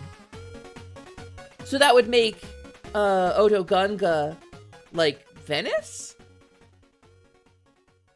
Or would that be, no, that would be Theed would be Venice, and then Oto Gunga would be Ethiopia. Theed kind of does look like Venice. It's got canals. Rather famously has canals. Star Wars do this thing. Almost 2 months over a year. Almost 2 months over a year. That's almost 2 months over a year. Holy, hi, thank you so much for the sub. I really appreciate it. Oh, thank you so much for being here. Thank you for the sub. Thank you for coming into this space and being such a positive force in it. I appreciate you, Uli. Thank you. That's really sweet of you. Thank you for supporting the stream. What do you think of the Jar Jar was a Sith Lord theory? Okay, I can't talk about this. I can't use visual aids. I have thoughts on this. Because I think, is Jar Jar a Sith Lord? No. Is Jar Jar a secret manipulator? No. I don't think so. However, there is evidence to support this, and I'm not talking tinfoil hat evidence. There's a couple of moments in Star Wars Episode 1, and I can't show them to you because this is copyrighted material. I'm not gonna fuck with the mouse on Twitch. there's a couple of moments in the series in episode 1, if you go back and look for them, if you watch Jar Jar, every frame he's on screen, even in the background, there are pivotal moments where, for example, Qui-Gon says what the Queen doesn't know won't hurt her, right? And then Padme gets angry at the Jedi. And she says something to the effect of, like, you assume too much, right? She's angry, she's upset. And this leads to Anakin getting picked up. Her anger and her frustration lead to her doing her own thing, right? Jar Jar lip syncs the line. I'm not making this up. That line when they're outside in Tatooine, they're splitting up to decide who's going in and who's staying in the ship on the Naboo space cruiser. Jar Jar lip syncs her line. And you could say that this is like the actor in the back, like, you know, made a mistake. You could say the actor in the back was like, oh, he lip synced the line because, like, he was trying to remember the script. No! He's a computer animated character! Every frame of him was done manually. He lip syncs that line. Why? Why does he lip sync that line? He does it more than once. In his appearance, he mouths the movements that other actors are making. And I don't remember the exact line, Cheshire. I checked this like a year and a half ago. We talked about it on stream like a year and a half ago. You'll have to watch the movie to find out, but he does. It's whatever Padme says under her breath after Qui-Gon disappears. I don't remember the exact line, but it's like, you assume too much or something like that. He lip syncs it. He does. Why does he do that? I don't know, but he does. So the Jar Jar Sith Lord theory and her thoughts on it. I seriously. So I don't think Jar Jar's a Sith Lord. I have a theory about Jar Jar. I wrote a short story about this. I actually wrote a piece of short fiction about this. From the point of view of Obi-Wan Kenobi, I wrote a journal entry recording his experience on Naboo when he first met the swamp-dwelling Jar Jar Binks. We sell a Lego set that's Dark Millennium Falcon. It comes with a bunch of evil minifigs like Sith Rey and has Sith Lord Jar Jar. He's basically 100% canon confirmed. That is from the Lego Star Wars. That is from the new Lego Star Wars stuff. It deliberately plays with jokes and memes and non-canon stuff. So just to be very clear about that. It's funny. But so there is an animator who worked on episode 1 who made that choice. And I think some of the Gungan and the Jar Jar story got left on the cutting room floor. And I think we never heard about it because there's evidence of it. There's a bunch of loose ends. A bunch of things hanging out. Gamer, look at Oto Gunga. Look at this magical, mystical, incredible, beautiful underwater city. The people of this city, the culture of this city, they have like a sacred place they go to. Okay, let's talk about this. Let's talk about this, right?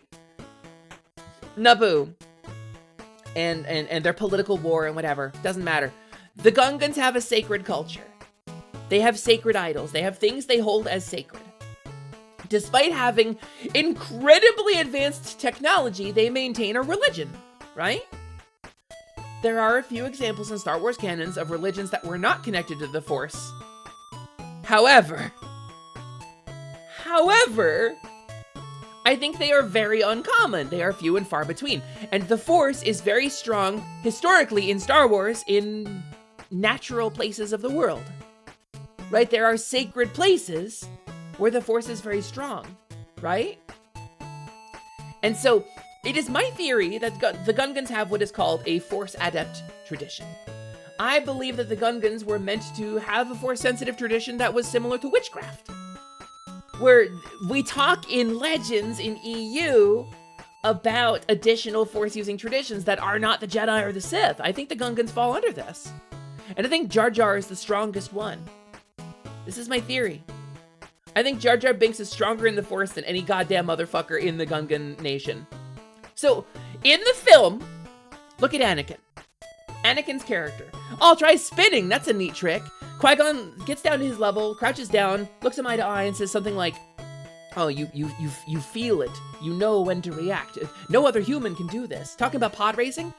And we see this in action when Anakin gets in the Republic fighter, right? He bumbles his way to victory. This is what Anakin does. He tries spinning. That's a neat trick. He accidentally blows up the droid control ship, right? And then escapes. by goofing around. Whoa! Oh no! I'm so goofy! He blew up the bad guys. He won in one of the 3 simultaneous battles during the climax of that film. Anakin blows up the droid control ship, right? By bumbling his way through it. We've established now that bumbling your way through things to victory is a sign that you are very strong in the Force. Look at Jar Jar. Look at Jar Jar during the final battle with the droid army. What does he do? He bungles his way to victory. In the film that establishes that bungling your way to victory is a sign that you're very strong in the Force is working through you. First thing Jar Jar does when he goes in the water, Jar Jar does like a 6-foot standing leap with like a quadruple somersault before going into the water. Also, like, he's an exile. He doesn't live in his society. Was he just wandering around this forest with these incredibly dangerous predators? Which is when you're just eating frogs and having a happy time? He identifies the Jedi and decides to go along with them, right? He makes mistakes that lead him to success and victory. And in the end, the conclusion of his story is that he is an idiot at exactly the right place and the right time to foment the rise of the Empire. Episode 3, Jar Jar votes no confidence. He's there. The Force works through him once again. I think he's a victim of the Force. I think that there is some cutting room floor shit. I think there is maybe somewhere in the movie's early development that he is meant to be like so helplessly snarled in the movements of the Force that he can't control himself. And that's why he fucks up. That's why he's so clumsy and he fucks up so spectacularly. Right? And he always wins. He always wins. At the end of the day, he's you could say, oh, he's comic relief. He's written to be that way for comic relief. And I agree that that's probably what the end result is. But in the film where we establish that bungling your way through shit is a sign that you're powerful in the Force, we have Jar Jar doing exactly that alongside Anakin at the same time. Like, sometimes the Force just kind of has to do a little push. Sometimes the Force just has to kind of do a little push. I don't know. Yeah. So anyway, you're gonna need to rewatch the movies. Godspeed, Cheshire. I think there's more to it than we were told.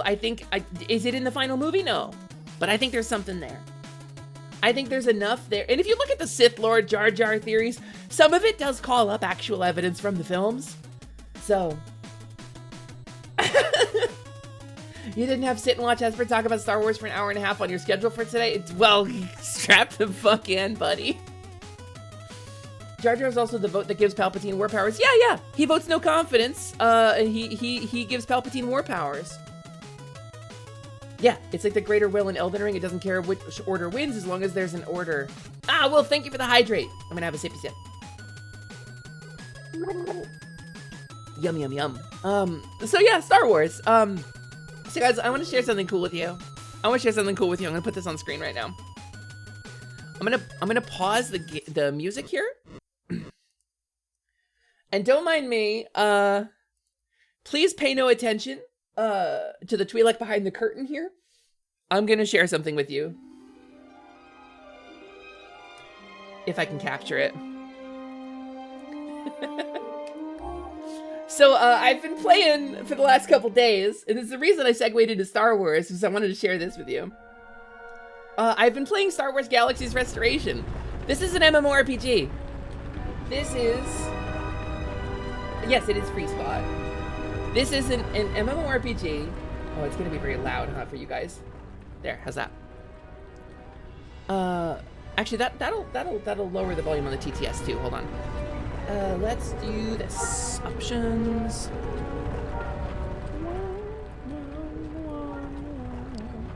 So here we are on Tatooine. Here's Tatooine. Here's a whole map.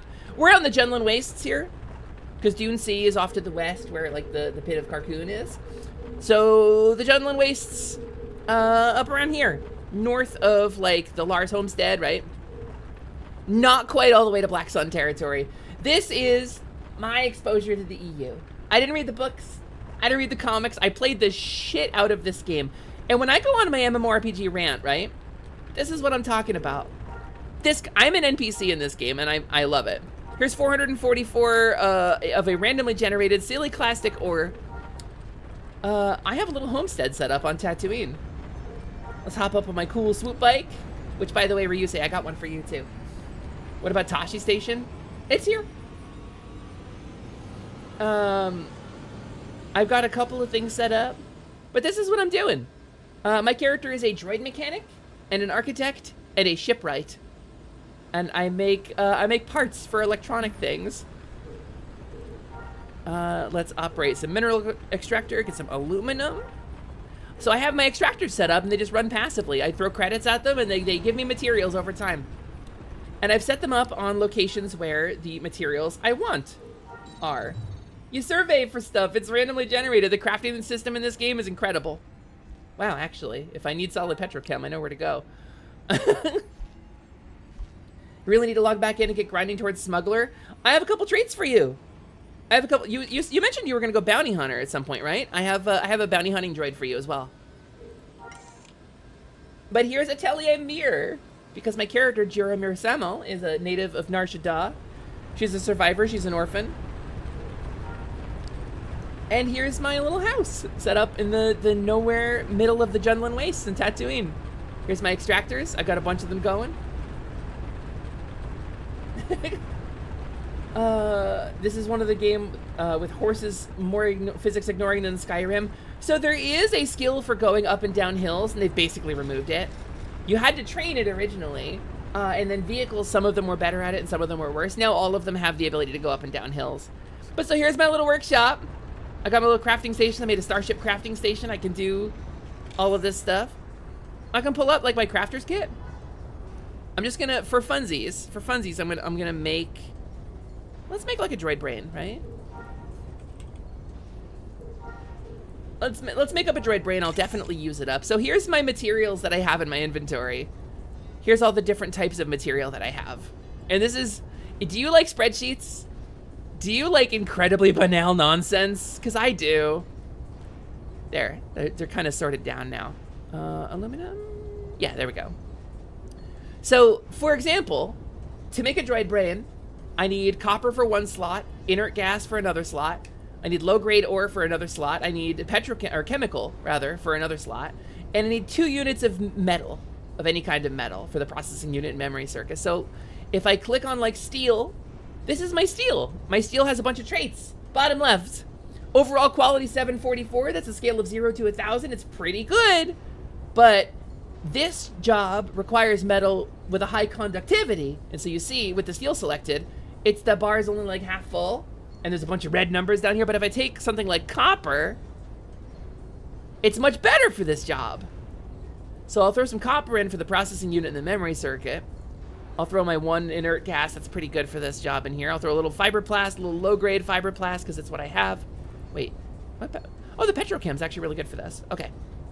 A little bit of my siliclastic ore. And a little... Oh, this got to be copper, doesn't it?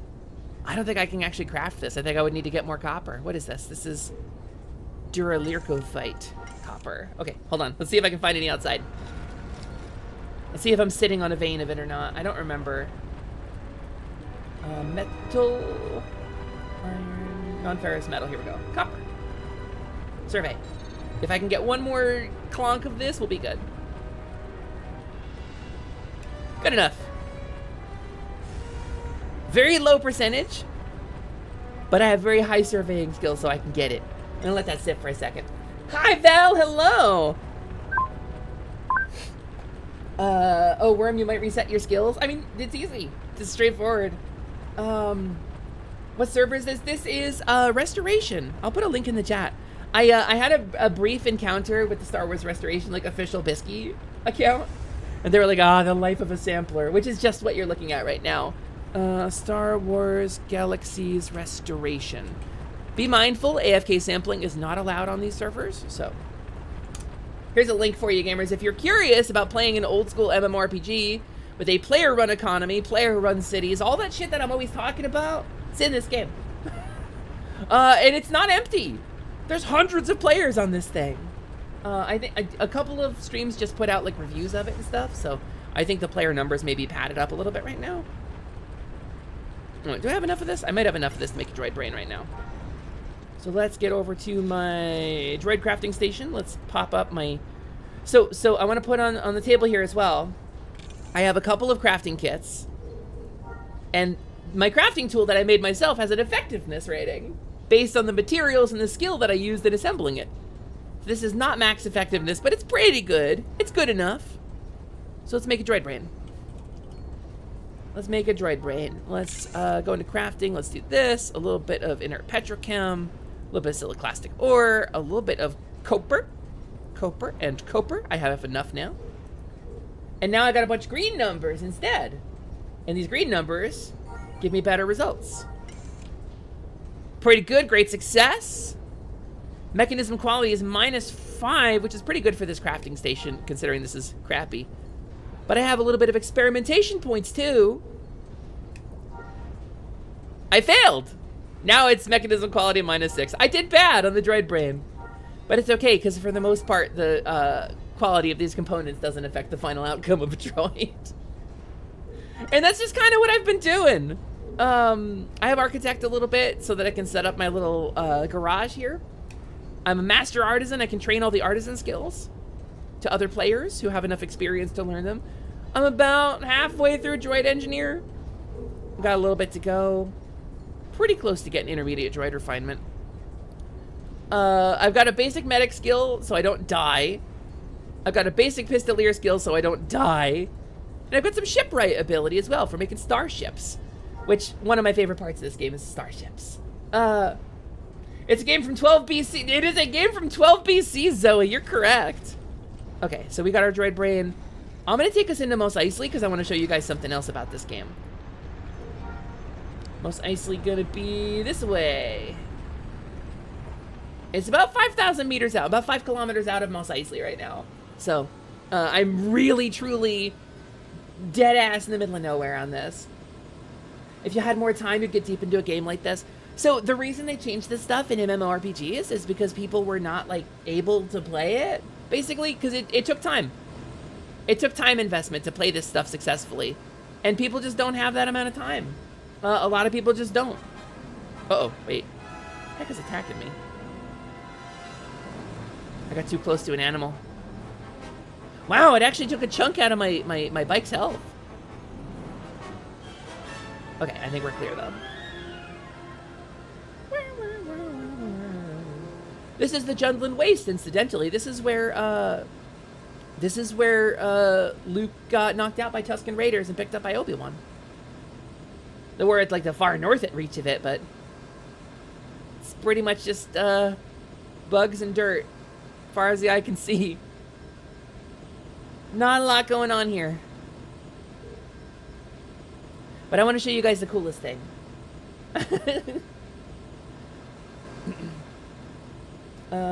Stream is still just chatting. Yeah, stream is still just chatting. That's okay.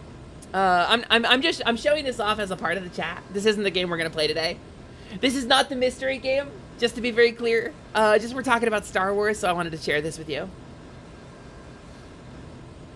It's okay if it's just because we're just chatting right now. I'm just showing some Star Wars in the meantime, right? We're still chatting. It's a shame, really, you love this kind of stuff. So, Galaxies, I would say, is better than some games for that kind of stuff. Specifically because of the amount of AFK farming you can do. You can set up, like, on my homestead there, I had those resource extractors running so that they could extract resources. You can do it manually and spend a ton of hours, or you can load some credits up and load some power up into those extractors and just let them run. And then you can bang out all your crafting in like an hour. Oh, those are big extractors. Somebody's got a really, really fancy mining operation going here. I wonder what they're mining. I wonder what they've found. Because all the resources are randomly generated on the server. Can you change it so everything is in Arabesh? No, sadly. Sadly, you cannot. Although this is an improved version of the game in that there's like a lot of interface and like UI improvements on the original. So, you remember reading a magazine article about this game when it came out, specifically how being force sensitive was something that could randomly happen to account and not guaranteed. Mechsite, that's actually a really cool story. I have in my skills here force progression, right? That is because this is a private server and everybody knows it exists. This game takes place during episode 4, or it's like the early days of episode 4, right? Or sort of in those vibes. And I think they progressed it over time. But it's kind of like original Star Wars loaf. So the people in the galaxy think that the Jedi are an ancient hokey religion, right? And that the Force isn't a real thing. Somewhere between 0 and 3 ABY. Really? After the Battle of Yavin? Oh, okay. So in the original trilogy period, anyway. So, players did not have access to the Force in this. You couldn't be a Jedi in this. You had to be a smuggler, a gunslinger, a crafter, a diplomat, the mayor of a player-run city, whatever. You couldn't be a Jedi. That's not a thing you could do.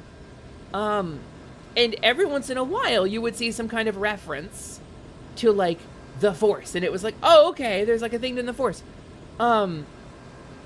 There was a secret system in the game where every once in a while an account would get flagged and they would find like a holocron. They would find an old data record that would be like, hey, you want to learn about the mysteries of the universe? Master this skill.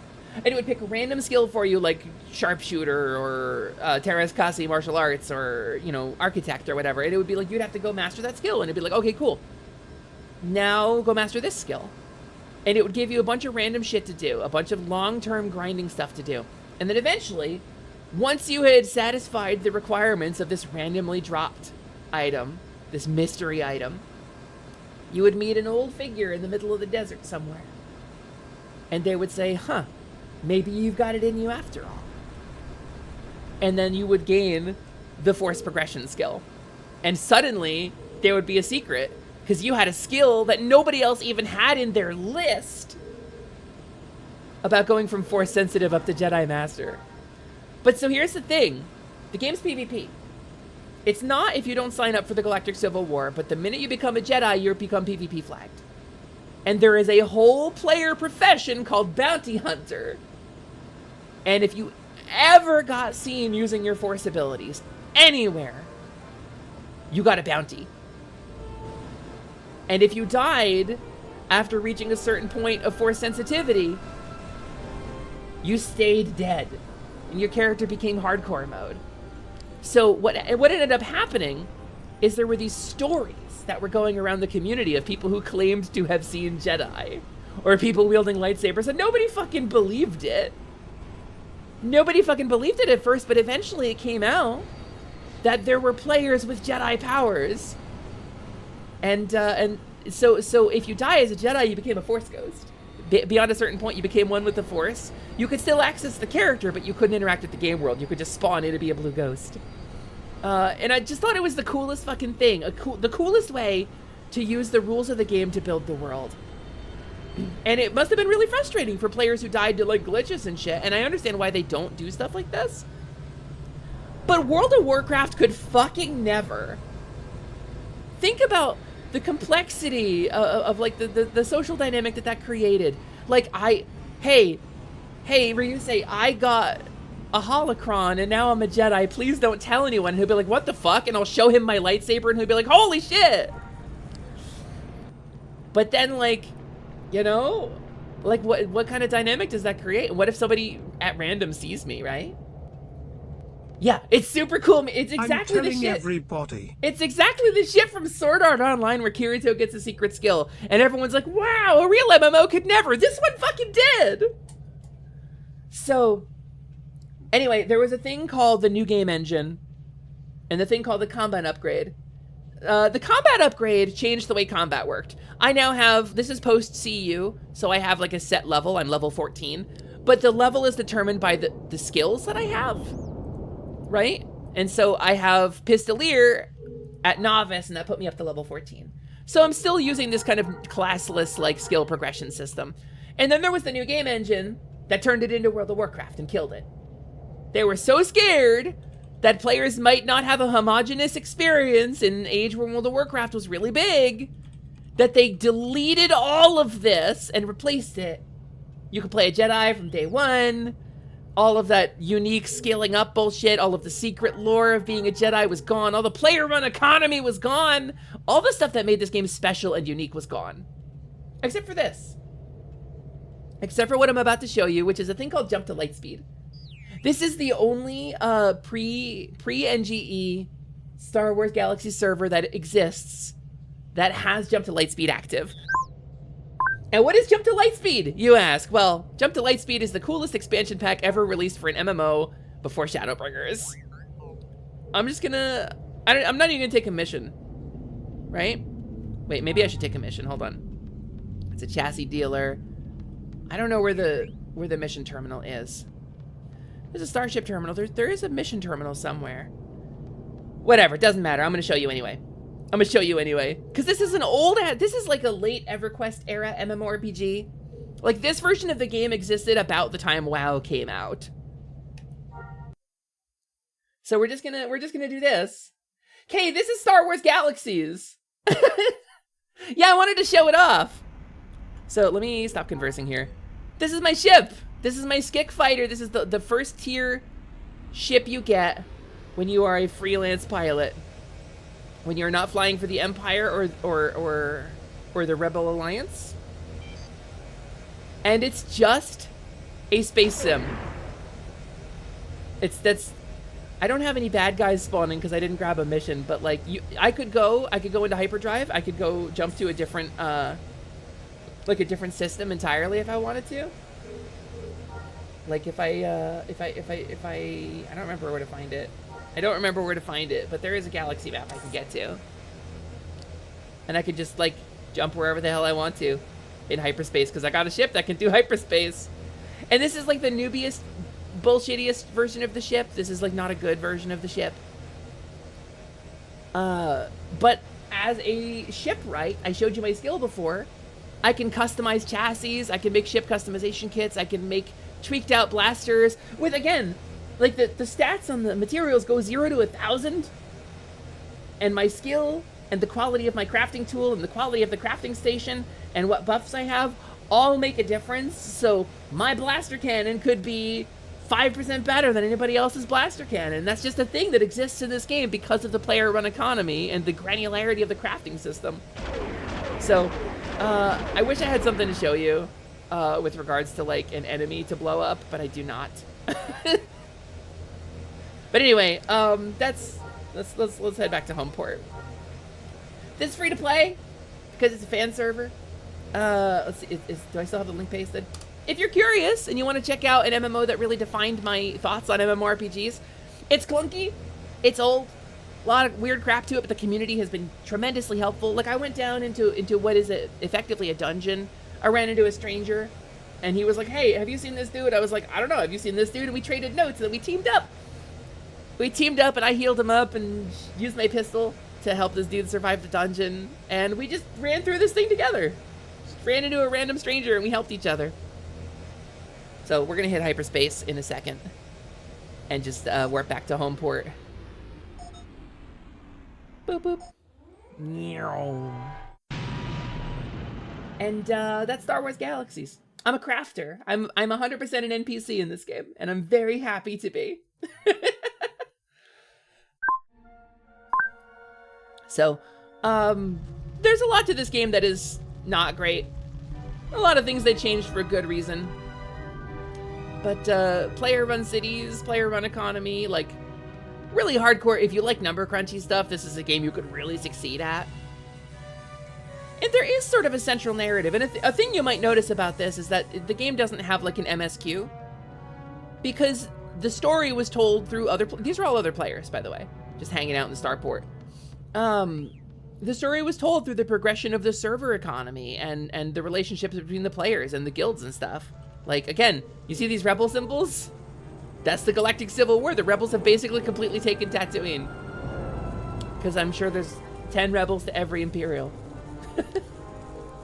But anyway, that's the vibes.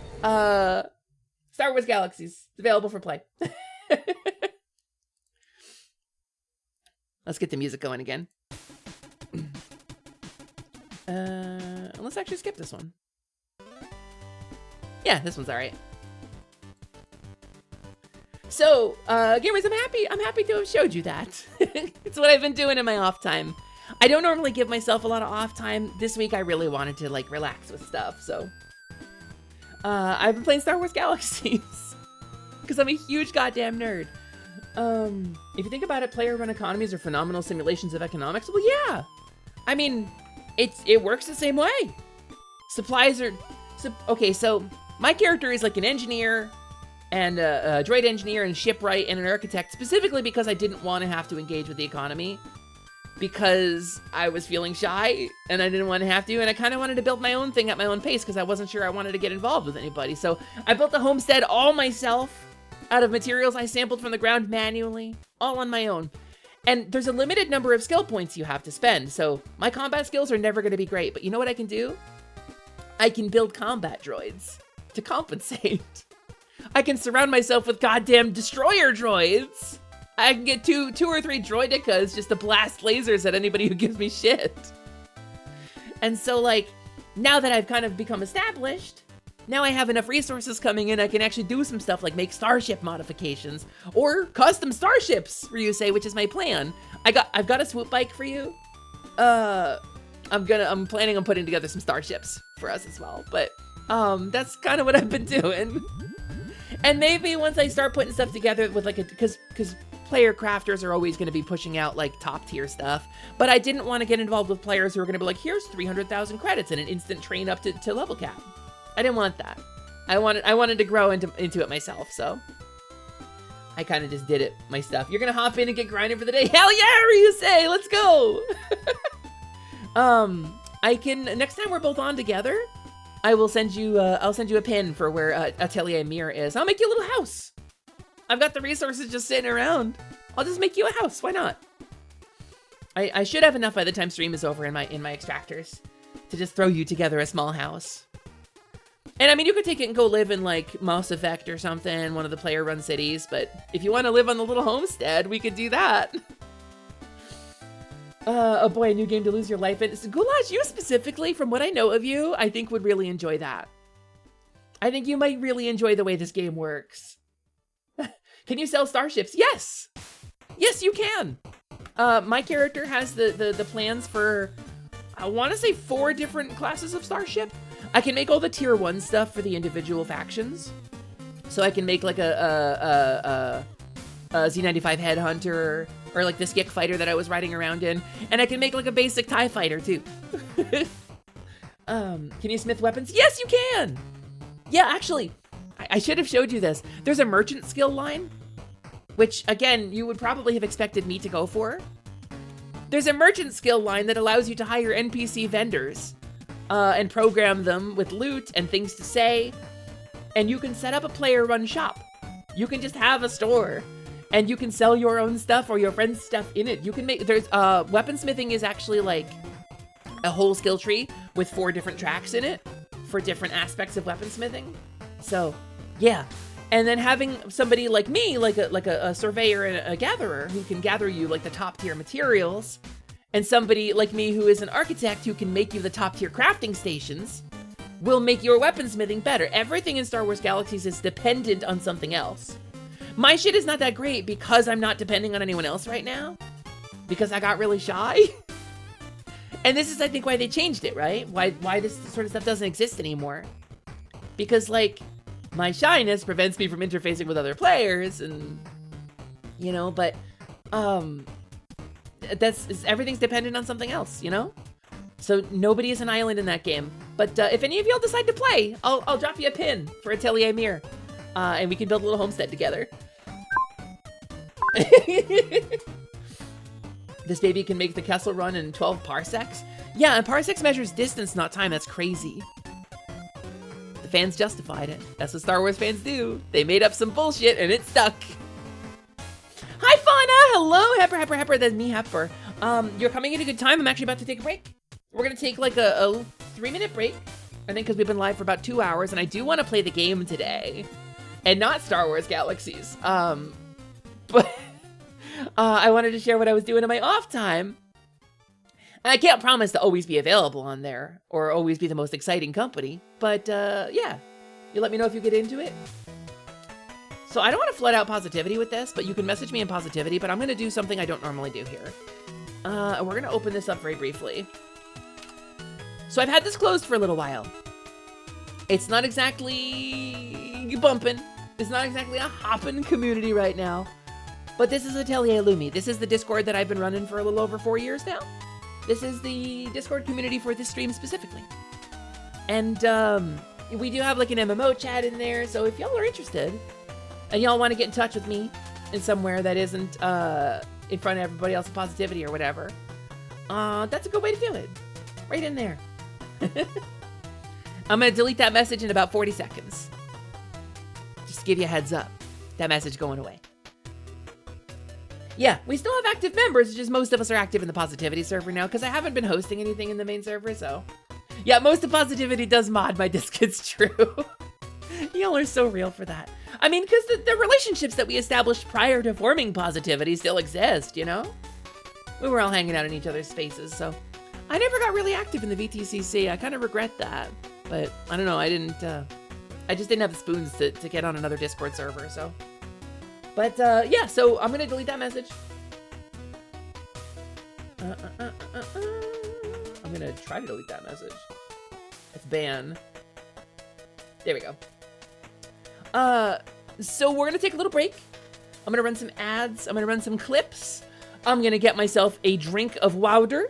I'm gonna put some flavor powder in my water, and I'm gonna get some water, and then we're gonna play a mystery game, right?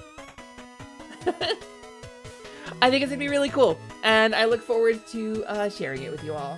So stick around through the ad break, please. If you want to support the stream, keep your browser open.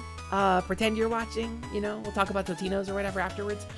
And I'll see you in just a few minutes.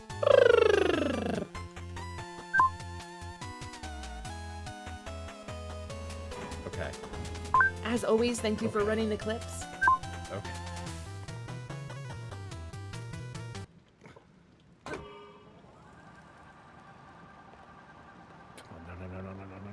No. Guys, I don't think OnlyFans is gonna work out for me. I don't think it's gonna work.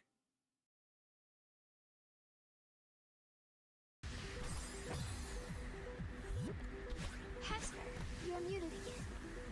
Ah!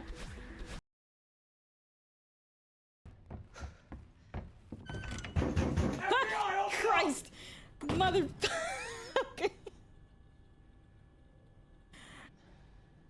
Dr. Meme.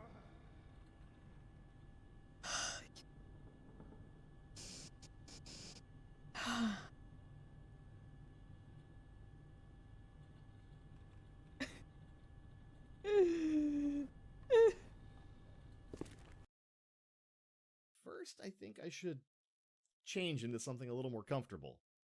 Let me just uncork this and...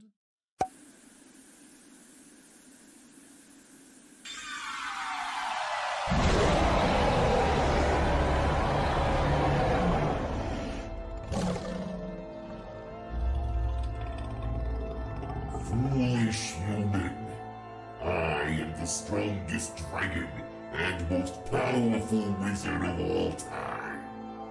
When I invited you home for dinner, I thought you'd run away. But you fell for it. How does it go again? Oh yes.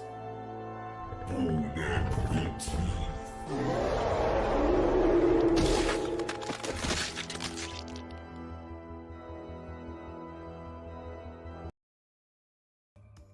Yeah.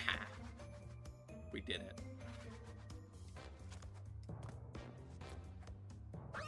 Oh. We did it. This is fine. This is fine. Alright. And let's go. Into the abyss. No pressure. Just... Ow. Please don't look at me. Knocked into the dining car's closet. Oh man, I came out of the closet so long ago. I didn't want to go back in. Well, it's not Pride Month anymore, so... Oh no. It's Vote the fucking yes. Now everyone will find out about the microwave. I love that it's in the closet too. Like, not even a proper kitchen. You just get the microwave in the closet. This. No, wait, I have to go down here. I have to go where chat is so that I'm hidden by the numbers. Whoa, this is weird. I'm comfortable. What was the joke? Oh, I was preparing for this moment. What was it?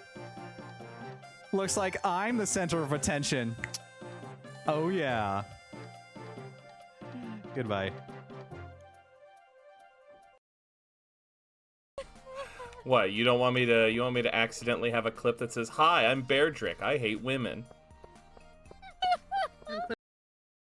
Bear. I hear bear, and then I'm like, wait, oh, not me. It gives me pause. I thought you already had pause as a bear.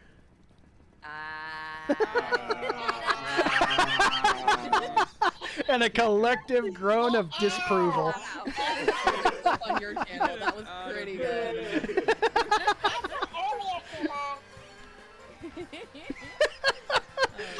That is the fucking best, by the way. No, don't do it. Ah!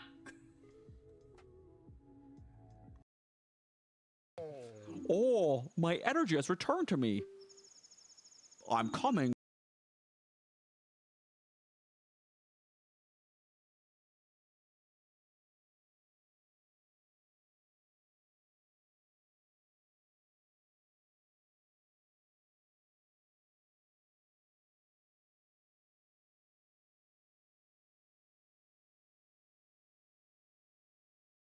Flower Fields, you are wildin'.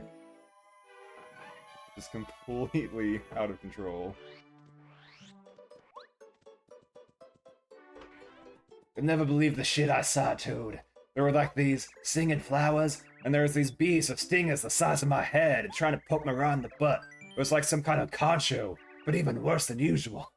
Like, serious. Bagel laughed. Who we clipping?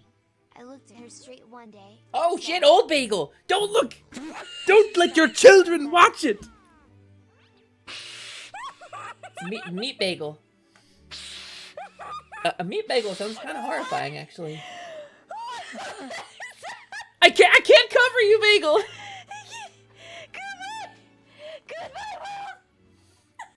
This is before you unretire.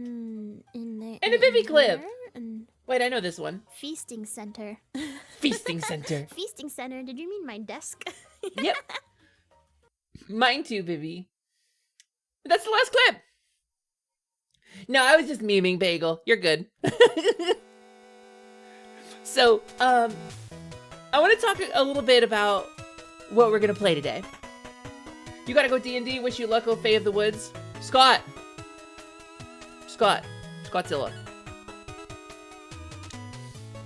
Dungeons and Dragons. Satan's game. Your children, like it or not, are attracted in their weaker years to the occult. And a game like D&D fuels their imagination, making them feel special, while drawing them deeper and deeper into the bowels of El Diablo. Today, Atelier Lumi takes you on a journey to look inside an actual D&D session. Scott. I will wish you an enchantment. You ready? Don't die. Don't die, you fucking bollocks. Have fun at D&D, Scott! On that note, you need to commission a reactive PNG or something? Yeah? For the dungeon and the dragon? The bot ate a clip from Tag for some reason? Wait. Clip Tag the Otter.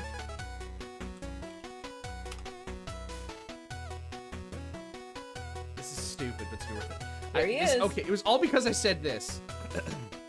Hey, Mir, can I get a smiling soy sauce that moves right to left across the screen? Do I have permission to eat the minis of the characters and monsters that die? Yes, Slimin. Thank you, Mir. A Game Grumps reference, yeah. So it's soy sauce because Tag the Otter, my first interaction with Tag,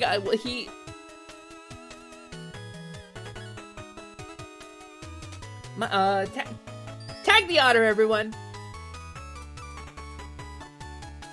Interesting, Lance. That's a buggo. As you don't have trackers, you think you'd have to go with that? Oh, for Ring Fit stuff. Yeah, that makes sense. Tag the otter, everyone. He loves soy sauce. Ask him about his favorite thing about soy sauce. If you go to his stream, I'm not setting you up for embarrassment here. I'm setting you up to embarrass him. Ask him what his favorite part is about soy sauce. Have had the fun. Thank you, Uli. Also, Brainy the RPG cat, thanks. Nice effect. Damn straight nice effect. Tag is very powerful. So talking about the game we're gonna play today, right? I played a couple games this week. I played Star Wars Galaxies. I played some Payday 2. Alistair Arsene, our very own hiatus thief. Our very own herniated thief. Taught me a little bit of Payday 2. That was really cool. I've never played that before. That was fun last night. Before the channel got too busy and I got overwhelmed and I couldn't keep my thoughts straight. I had to step out, but it was really fun to hang out with everybody. You're so sad at how much Payday 3 flopped at release. I'm curious, Wolfwings, what you think about it, because I've been told by everybody who knows Payday 2 that Payday 3 is bad and Payday 2 is good. And I don't know why that is. Is this a good drum roll? Yes, thank you. Thank you, Slimon. Do. That's a Darude drum roll. So we've played a bunch of different things. But I've received a couple games as gifts recently too. To say nothing of like Wolfwings having bought me 3 games today while I was talking about sad trans stuff. I was like, oh, I don't really feel like the trans girls of today. I don't feel like I really belong among them. I don't really have a lot of stuff in common, and I don't have similar bonding points. And I have the Blauhide, I have the Blauhide, I have the shark now, so I feel a little bit like I do. And Wolfwings was like, here's a bunch of video games. So, it's something I don't want to linger on, but I want to be transparent about. It's a struggle of mine. I will say, I've never played Fallout New Vegas, and I'm not going to today, because I already have that. We are instead going to play a game that Buncha bought for me. And it was kind of out of nowhere. He kind of was just like, here you go. Here's a cool game I think you'll like. So we're going to play that. And I'm gonna set up this music for whenever we are done with it. Just so I can go back to my my regular stream music when we are done with that. And I'm gonna start a game. I've never played it. I loaded it up last night for the purpose of messing with the settings and getting it ready for stream. Other than that, I have never played it. I've never watched it. I've never seen it played. I have no idea what this game is like. But I'm very excited to try it because it draws on a lot of my favorite things. And so, let's get it started. It's loading.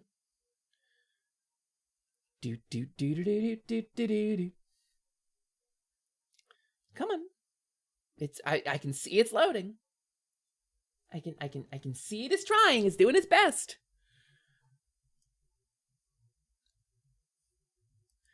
I did test this. Was that the We Bare Bears theme? I don't think so. So let me know if the volume is okay. We're just gonna kind of let it go. This game automatically saves data at certain points, though. So that's good to know. So we're gonna play Immortals Phoenix Rising, which I'm really excited to take a crack at. I'm gonna set the game category. It helps if I spell it right. 13 viewers on this game right now. Puzzle RPG adventure inspired by Greek myth and action game.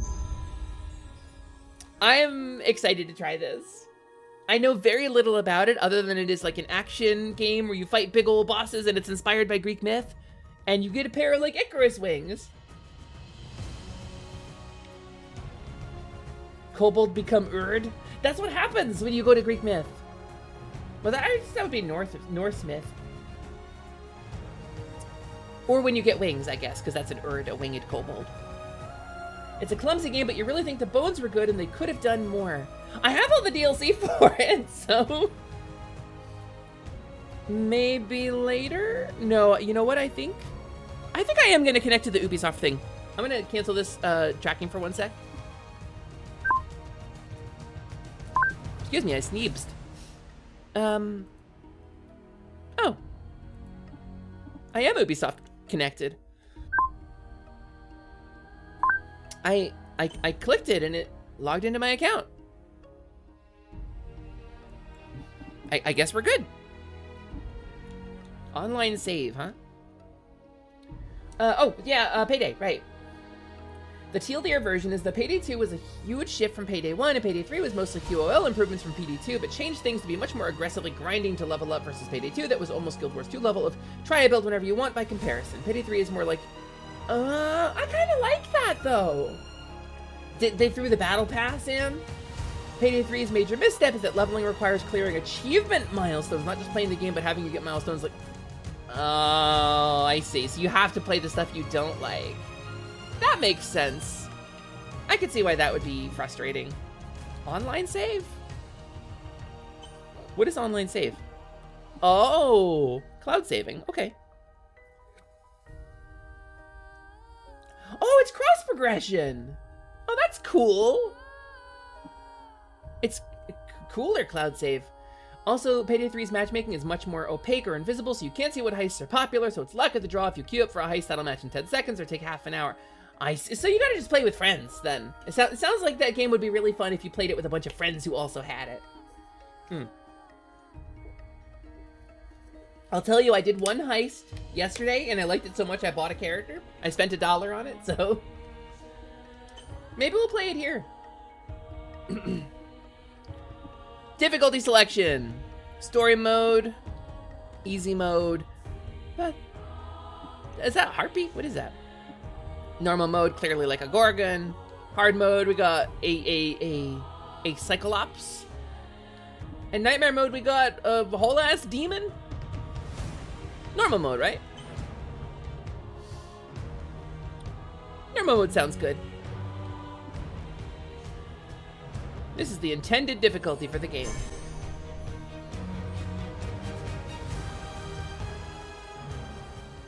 Kind of like Greek fantasy. Oh, hi, Typhon.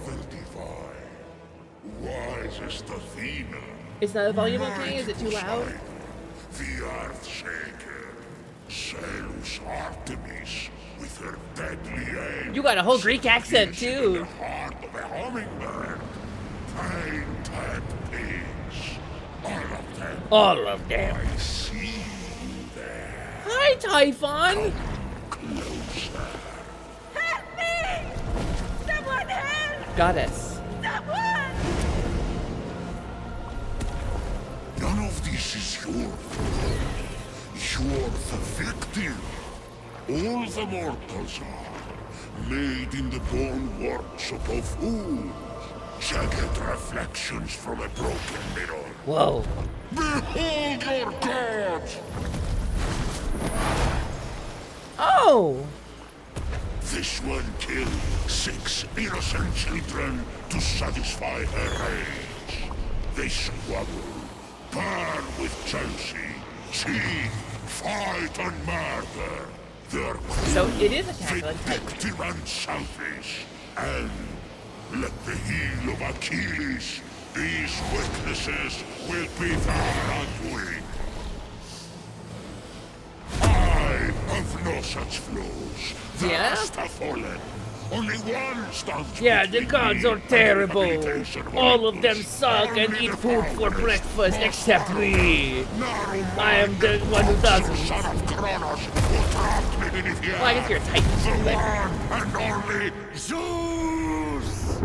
Oh, you even interrupted my speech! How I missed you, Prometheus, my favorite cousin. But I love this Chained me Zeus to look. this rock and fed my liver to an eagle. In case anyone in the chat didn't know. Out of love? That's Zeus's lover, eh? I say with the utmost respect for the king of the gods. You need my help. Typhon is free.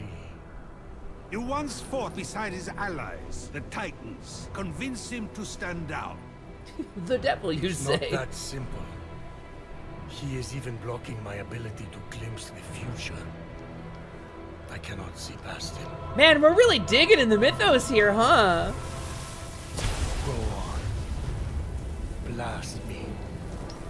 Wait, you got constellations on your body. He took my lightning. He took everything. Even the other gods are missing. He's basically Kratos. Look to the mortals. That's done. Those evil, imbecilic, tasteless parasites were all turned to stone. The mortals were turned to stone? One of those evil parasites is about to save your royal ass. My ass is safely lodged in the Aegean stables, and mortals will Come never on. be anything but a mistake. Care to make a wager? If I'm right, my sin of stealing fire and ensuring their survival becomes a blessing. You find your punishment unjust? Most threatening Zeus has ever been. Extreme. Do we have a deal? If you win, I'll end your punishment and set you free. But if I win, you help me stop Typhon, whatever it takes. Very well. Let the tale of Phoenix be my redemption. Yeah, let's No, go. Not one of your stories. How long is this going to... My tale begins. He got cut off. A ship of soldiers. We're just talking over Zeus. Faraway battle. Their victory. Hi, Strap. I'll ambushed read it in by 1 an second. Unexpected storm. We're just in the intro cutscene right now, so I don't have to hold it. Waves churn to a froth. The line between sky and sea all but vanished. Wow. The mountainous This is the peaks of worst the thing way that's ever happened to a descended Greek into mythological figure at sea. You're really painting a picture here. It's an art. Point is, the ship didn't stand a chance. Damn. At dawn, the sun rose on the few remaining survivors. The lowest ranked among them, a shield bearer who dreamt of Like, so battle, wait, look at but the had right, seen Fritters. nary a Wait, skirmish. don't tell me. Oh, okay. I was unaware there was a character customizer in this. You get a whole beard. Did you know, says Strapstreams, Pop-Tarts decided to get their hands in the virtual Idol Pie in 2093 with Poppy and Tarts, the idol duo that took the world by storm. Though this was mostly due to Pop-Tarts using the songs to put the entire world under a mass hypnosis, causing the company to go under 30 years later when it was finally discovered what they did. Poppy and Tarty. Poppy and Tarts. The reason I got into VTubing was to be more like Poppy and Tarts. Are you telling me they were bad? It's clearly the HD remaster. It's clearly the HD remaster of Greek myth, yes. So you get to make choices. Body like this. Body like this. Huh. Whoa, wait, you can go some directions with this. Skin dark like olives. The good kind, not the green ones. Tan like me at the beach. The color of stirred yogurt. I mean, that's me, the color of stirred yogurt, so that does track. Face like... You know, an face. What does that mean, Zeus? A face I can see in my mind. A sharp bird. I feel like I like this one the most, I think. Alright, we're gonna go... I think we're gonna go in a direction where... you could do a Monster Factory thing, but I feel like I kind of want to do... I feel like I kind of want to do something that feels good to me. Get a big-ass braid. Ooh, you get a side pony! Call it the Aegean Special. You could be a Norse person. That's cool. A waterfall on the cliffs of Santorini. That's really pretty, actually. What do we... Do you have any commentary about any of the other styles? Just that one, huh? Is that just your one?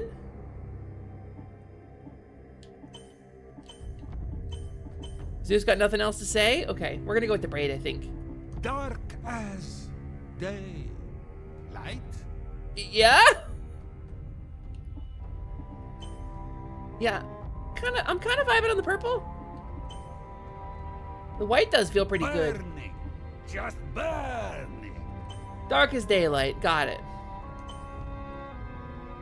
Kind of vibing on this, actually. We'll go with that one. We want any face paint? Scars?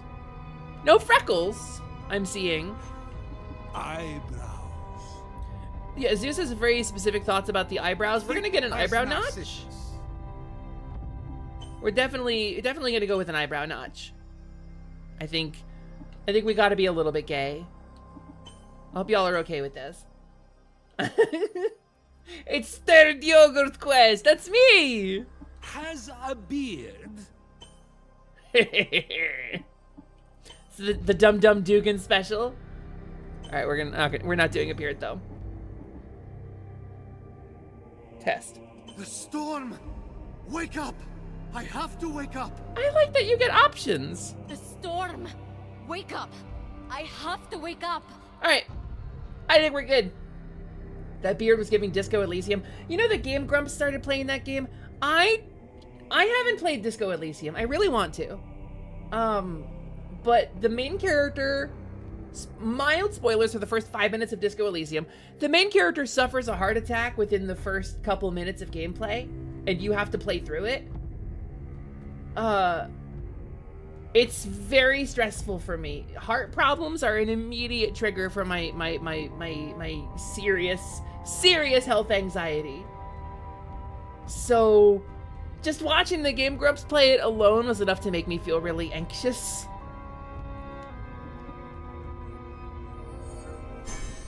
Yeah, that's I mean, see her clear as day. You don't think that's scripted? No, the lowest ranked among them. It is an event that has happened in every playthrough I've seen. Battle, but had seen nary a skirmish. A teller of the tales, character experiences serious radiating chest pain and a cold sweat. And it's possible if your constitution is low enough to die from it in that moment. When it lights itself on fire, which would be ridiculous. That would be ridiculous. You're correct, Zeus. I should write that down. Listen, you're making fun of the Phoenix. It's existed for hundreds of years already, Zeus. What are we talking, Peloponnesian War here? I'm talking ancient Chinese mythology. Yeah, out with the bad, in with the good. Can't breathe water. There's my character. The ancient reptilian brain is your favorite voice. I really enjoyed it. What I saw of it, I really enjoyed. Look a ghost! Look a ghost! Can anyone hear me? Look a ghost is more like look a ghost. Uh-oh. Looks like the only way off this beach is up that cliff. Up that cliff. Okay, so we get a little Dark Soulsy dash. Oh, you can like really go nuts with that actually. There's like a couple of steps to this. You get 3 quick dodges. Okay. And then a really awkward walk cycle afterwards. For just a second. Watch the way she walks. Dink-a-dink-a-dink.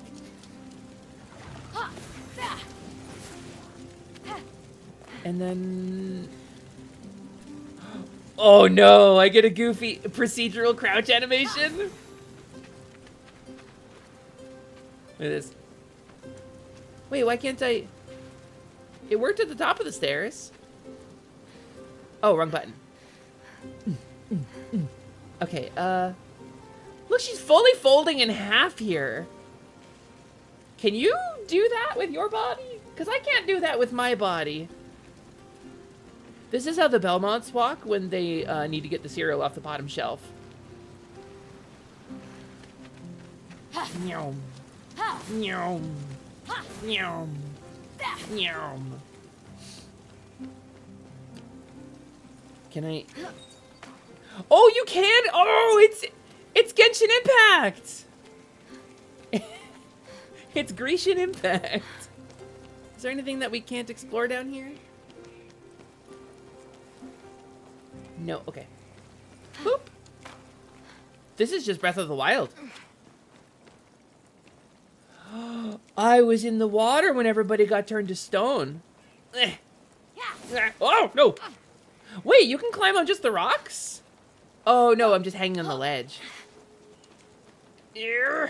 Go down, you bastard. No? Okay. So what's your... His armor looks a lot like mine, so... Phoenix saw her captain and fellow okay, yeah. soldiers in the distance. Through a trick of the light, she could almost see them waving and calling to her. Oh, thank goodness. Again, you may not be your brother Ligiron. Why does Ligiron always come up? God damn it. Ligiron this, Ligiron that. You know, Ligiron? Ligiron has inappropriate relationships with his commanding officer. Oh. It's not often someone has a brother like yours. Yeah, I remember that bunch of... Locogos! Locogos! Can you hear me? You've gone cold. What magic is this? Ligiron, where are you, brother? What are you? Oh, Ligiron not so tough now, is he? Yeah, Locogos? Yeah, Ligiron. Oh, Ligiron turned to stone? Oh, that's so crazy. That you put all your faith in Ligiron.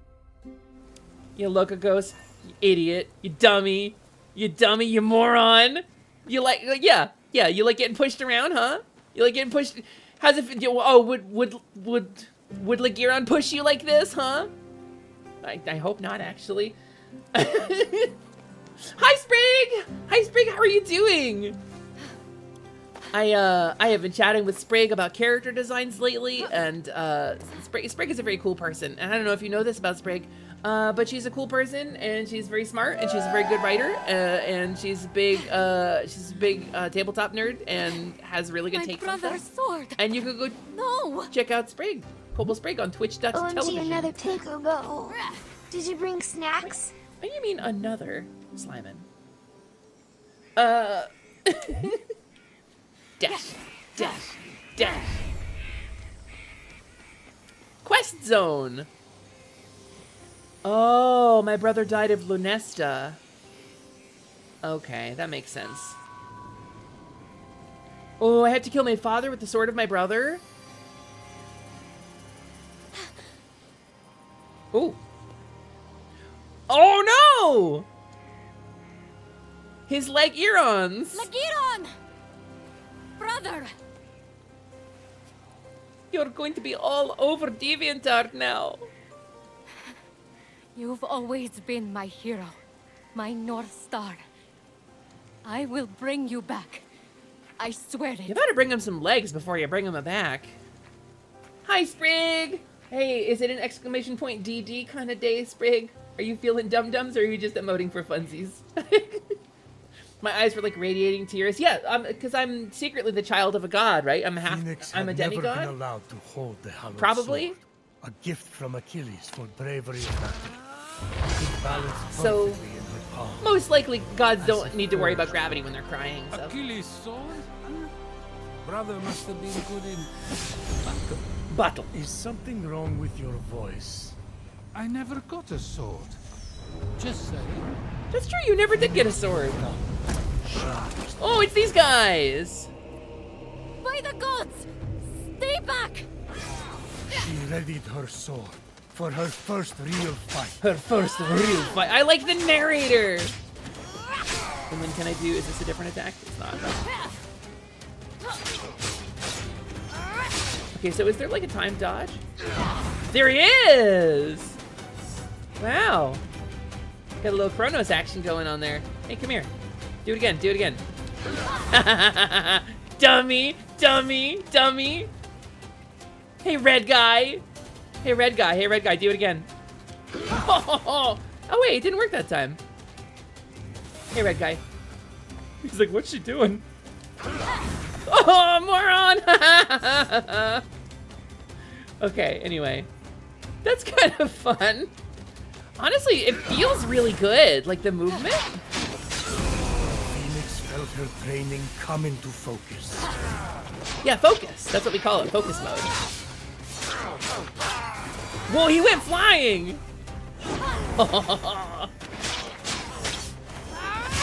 Did you see the way she tossed the sword there? Game! I should be able to survey the land from up there. Threw that guy right into the blast box.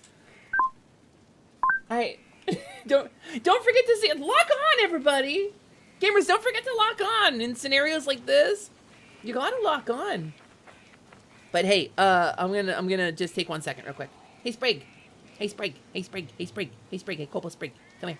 Come here. Come here. I'll give you one big hug. Big hug. Yeah. It's a big hug for Cobalt Sprig. Okay. Back to Immortals Phoenix Rising. Hey, so quick question. Do you think, like, if we turn everybody back from stone, do you think the magic will get confused? We'll get, what is that, Hermes? Okay. The Romans called him Mercury. This is the largest statue of Hermes I've ever seen. I wonder who built it. Wait, look at the liar statue. Who built a statue of a liar? Alone. This young hero was determined to save her fellow soldiers and brother. Boring! Can we skip this part? No, this is important for the sense of atmosphere. You tell him. You tell him, Prometheus. Can I sit on Sprig's head? Slyman, I think so, probably. I think if I sent you to Sprig, yeah, I think so. I think she could probably put you in there. That would be up to Sprig, though. You'd need her permission. If there's multiple statues of a god, do they all become alive? This is why we need more Kratos. We need a couple Kratoses. Kratoses, I think, is the plural. We need a couple Kratoses, and then we can kill some of the excess gods. Also, when is he gonna fight Christianity? Hermes, my old friend. It's an honor to finally meet you in person. Just don't tell anyone I'm speaking to you. I got in enough trouble for memorizing stories instead of tilling the soil back at home. And then the other soldiers, well, they really don't appreciate a good story. This feels like unreliable narrator. This feels like Prometheus is like talking about how people who don't listen to stories are bad to Zeus, who is listening to his story. Kratai! Yeah, that's correct. Also, wait, look at the way the grass growing kind of makes like a perfect little cape.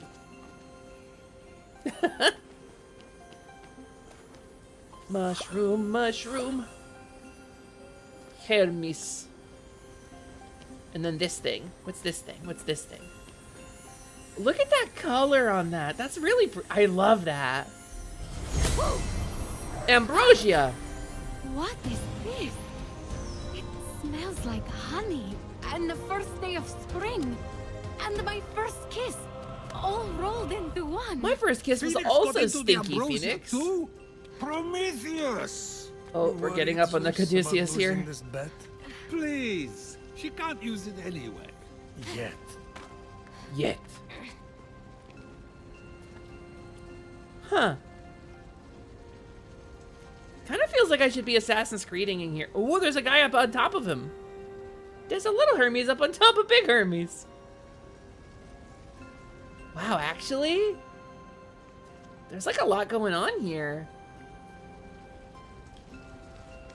Yoop. So will I burn myself if I go in here? I will! Oh, it's too hot. Okay. Hey, buddy. How you doing? Oh, she kind of has like a sideways stance. I'm like, why is she turning to the left? She's not. That's just the way she stands. She definitely like always has kind of like an adventure stance with one leg forward. I think that's really cool. Hey, how's it going? I'm doing well. How are you?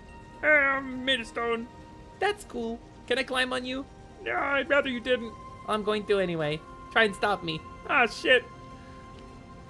Do you take falling damage in this? I really got scrambled. Did my legs come through my head for a sec? Feels like I got scrambled there. Listen, there's a time for stoicism, Fauna. Ouchie, ouch. Ouchie, ouch. Phoenix's destiny was becoming clear. Was it? So far, all you have shown me is gonna have a a sippy mortal soldier who has fought one real battle, and Typhon grows stronger by the hour. Hi, Funky Toy with Hyena. me, Love you Prometheus. too. I Welcome swear to you that in. soldier shall be our salvation. For if she fails and Typhon defeats us, Zeus, king of gods, the world will fall What is to fall chaos. damage? Just bounce forehead. Just bounce, forehead. If it has an oracle or a seer, they could help me undo this curse. That is definitely. A griffin? But they aren't real. Let me go! Help me! Hey! I'll save you! I love the hero who's kind of out of her depth. I'm coming! She's really well-meaning, but she's definitely I kind need of to out of her find depth. a way to reach that rift. Reveal. Vault of Tartaros. Wait, there it is. Oh. Oh, it's just Assassin's Creed. I'm pinging stuff. I see. Well, that's kind of fun. Wow, there's a lot of stuff in here to reveal. Small liar. That's what happens when you're very small and don't tell the truth. Another Vault of Tartaros. Well, you know, I was supposed to find a way to save that dude, but I found a whole bunch of other stuff to do, so he'll be fine, right? He'll be fine. Where did I even need to go? Odysseus challenge. Oh.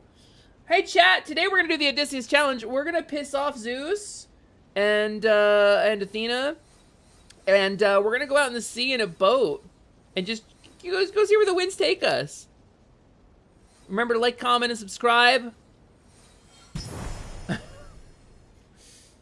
Peter Griffin? No, Patroclus Griffin, yeah. I'm a mythology. Which is why I'm kind of sad they didn't do more. Honestly! I'm immediately kind of into it. I feel like this is probably going to be a lot of off-stream game. Because it's... Okay, I think that's actually it. Navigation challenge, I've already failed. Oh, wait, there's more stuff. More stuff. Reveal? And there's another heartbeat here, too, somewhere. I can feel my controller fumbling as I get closer to stuff. There it is. Something else here. Another small liar. I can't reveal that. That's clearly more ambrosia, right? Wait, you can look really far. There it is.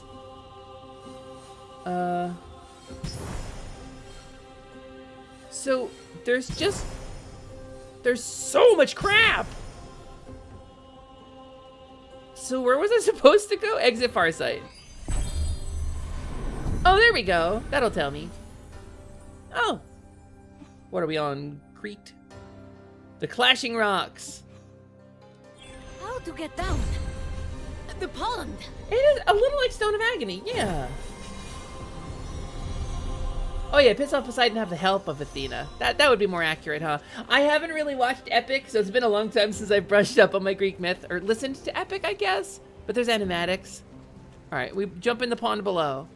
Is there a little pond? There is.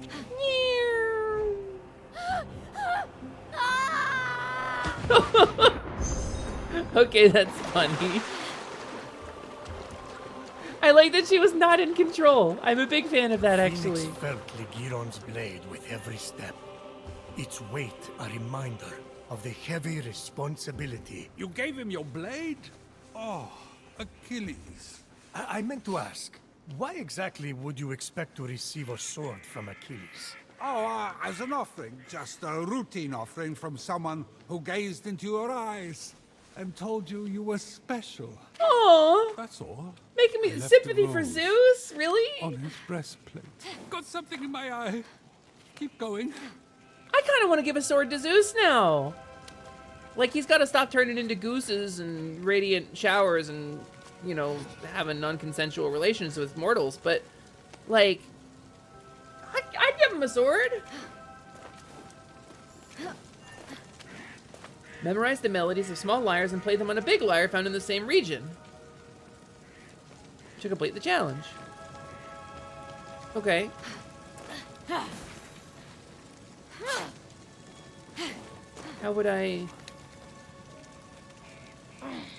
How would one begin to do this? Were I to do a music challenge?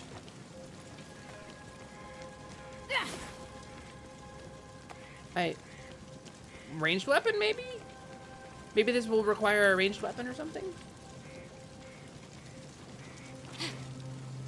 If nobody's blinded you, then be quiet. God. Polyphemus or whatever your name is. Okay, is this gold? I think this is just gold. Is that ruin supposed to be that color? Kaboop. Alright, we're just gonna follow the quest for now. Na na na na na na na na na na na. Do do do do. Well, so Phoenix has survived a sea battle and collected a bunch of mushrooms, which I think is kind of relatable. Surviving a trip across the ocean and collecting mushrooms is very relatable. Really vibing with this main character here. Ooh, she leaves little footprints! Ooh. Little normal mapped footprints. Look at that lighting, huh? Okay, I'm done. I'll have to swim to the other shore. Dive. Wait. There's my B button. Anything down here? Shipwrecks? A bush? Nothing I'm looking for. Not in the market for either of those things. It's a dead boat. No, don't call it a dead boat. There's still plenty of sailors on it. No, they're really killing the vibe here. Dead boat. That boat's bumping. Hello? Just needs more sailors. Can you hear me in there? I'm coming. Oh. Hello. I found your axe. Phoenix approached the axe, Feeling it called to her. This is normal. Looks like the axe of Atalanta. Must be a copy. Although... But before Phoenix could claim it, the axe was pulled into the pit by a terrible force. You know, it's nice sometimes when they do narration like this in games, they do it so that they don't have to animate it. Oh, hi, Typhon! No one? You think the trick will work on me? Yeah, we're post Odysseus then, huh? My partner, send the Cyclops to the sailor. Alright, let's do it. Whee! Well, that's the end of Phoenix. Perfectly passable storytelling. I won't lie, I noticed the drag, but you really got Executive me with that producer ending. Zeus. Creator Now, director let's set it Zeus. up. Time for you to help me against Typhon. It's not over Torture yet. innovator. Not by a long shot. Wait a minute. Okay.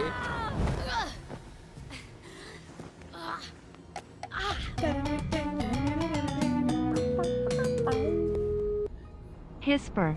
3C Hesper 13 Snack Hesper 13 Knack pronounced Hesper Hosper, 13 actually. Shiny. Juno, thank you so much for the sub.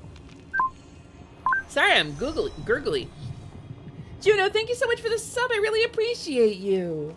Thank you very much for 5 months. We're playing Immortals Phoenix Rising today. Dash. Indeed. What was this strange Air dash? place? No air dash. It's Tartarus.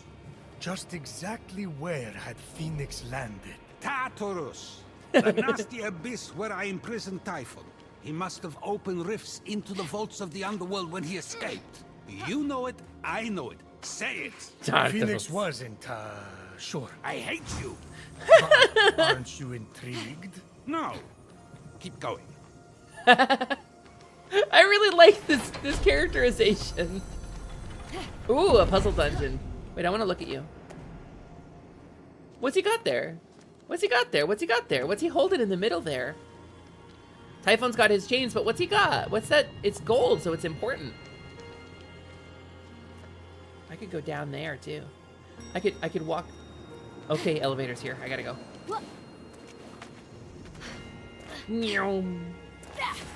Yeah, Val, it was on sale like a week or two ago, I think. I'm having fun with it. It's got a... You are either brave, little one, or very foolish. Let's see if you can meet my challenge, or if you will fall like all the others. Who are you? Hello? Do you not know? Oh, I probably should have... Oh, I see, I see. So... What do I want? Do I want to go this way? I feel like I want to go this way, right? No, this feels like a side way. Let's go sideways. We kind of dig and looking at the constellations, though. Aha, that's what was missing. Okay. Gotta get a dental appointment, take care. Good luck with your luxury face bones, Vatagan. Thanks for coming by. Thanks for being here. Ooh. Dunk.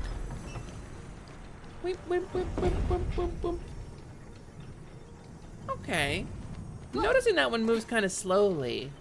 Oh! That's why. It isn't a perfect game by any means, but it is very fun and silly. I mean, it feels very solid. Like, to put this on the table, sometimes a game, like even a AAA game, will feel like real kind of loose. You know, it'll have the sensation of being like a little bit like floppy or like unpolished, especially when it comes to like, you know, smaller franchise like this. And because it's not a franchise, right? This is just a solo game, standalone. And I don't know, it feels tight, it feels polished, it feels it feels strong. Whoa, multicolored gembos, let's go. I feel ways about this. Okay, 1, 2, 3. Yeah, we did it together. And then we got a time to jump. Easy. Puzzle solved. Oh, these are from the key art. What's this? Wings. The wings of Phoenix ran her Icarus. hands over them, noticing that several pieces were missing, as if someone had ripped them apart. Yeah? They seem to be man-made. I wonder how they work. If they even Take work. these broken wings and learn to fly, Phoenix.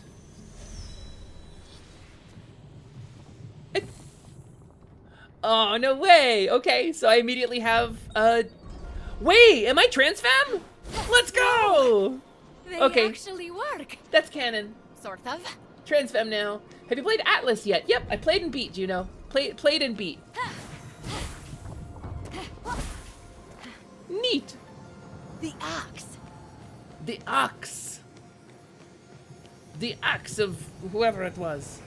The axe of Atalanta. Atalanta. Deadliest of hunters, swiftest of heroes, fallen at the hands Woo. of Typhon. Didn't I change you into a lion?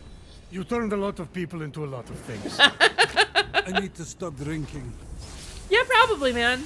It probably would benefit you at this point. Yeah, I hate that the rabbits in that are called poons, but yes, I was a kobold. I also made a rabbit.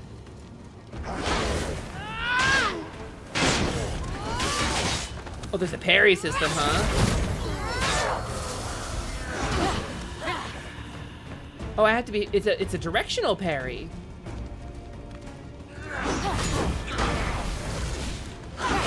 Okay, so you gotta actually like face the right direction.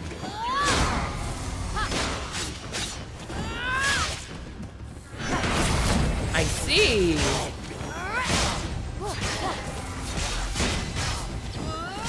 All right, that combat actually feels really sick in this. I sense something more in you. Yes, that's right. I have purple hair and a double jump. What does charm spell do? It makes me more charming, Matthew. It enhances my charm stat. Because again, like, Everybody in NM got a character sheet, right? So it makes my charm stat better. It improves my charm stat. You haven't played Atlas because no PC, but you're so normal about Angela. I mean, that's valid to be normal about Angela. What are we looking at here? What's the situation? What's going on with this? Oh! A bolt of my lightning! Scattered, hidden by Typhon. Oh, that's It's what over. Typhon was holding. Phoenix is Helios Ash. No one can handle those bolts but me. Oh, really? Oh, hey, buddy. Hey, how you doing? Hey, what's going on? You free later? Yeah. You guys hanging out, guarding a stolen bolt of lightning? Yeah, that's cool. Oh, hey, who's your friend? Okay. Anyway, let's take a bolt of lightning. Hi, Grunkle Dan. Welcome in. Nice to see you. Zeus's lightning bolt? No way. A replica? She's gonna think everything's a replica. A replica of the Minotaur? A replica of the Gorgon? What's happening to me? Bye-bye, mortal. And then, just like that, it stopped. No! The winds pounded the lightning. They were designed to withstand storms. That shouldn't be possible. And yet, this is just the beginning.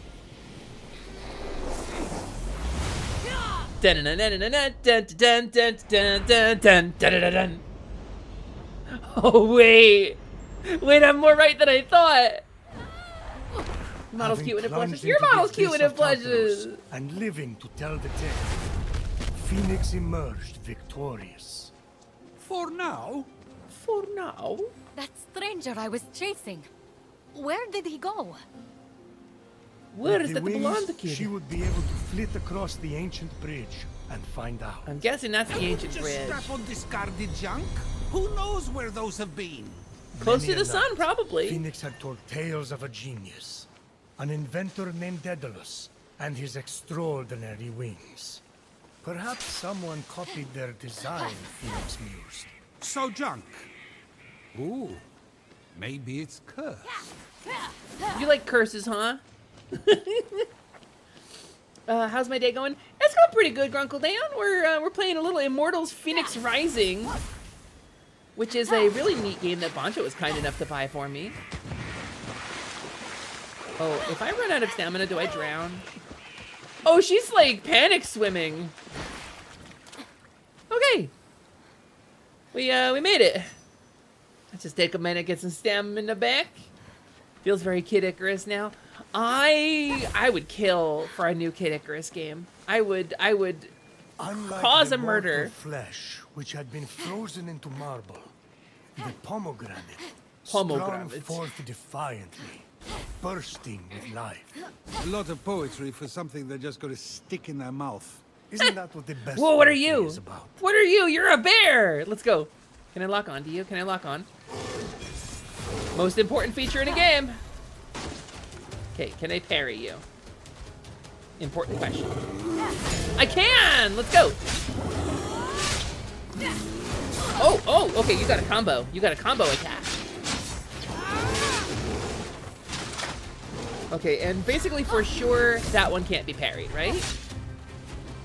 That seems pretty straightforward.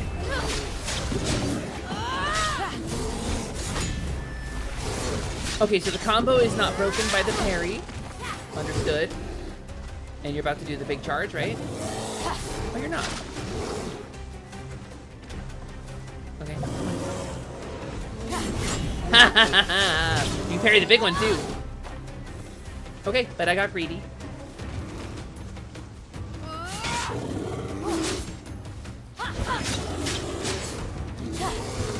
Oh, I see. What if I didn't heal, though? What if I committed to not using any healing items during this fight? What if I committed to just not healing at all? Oh!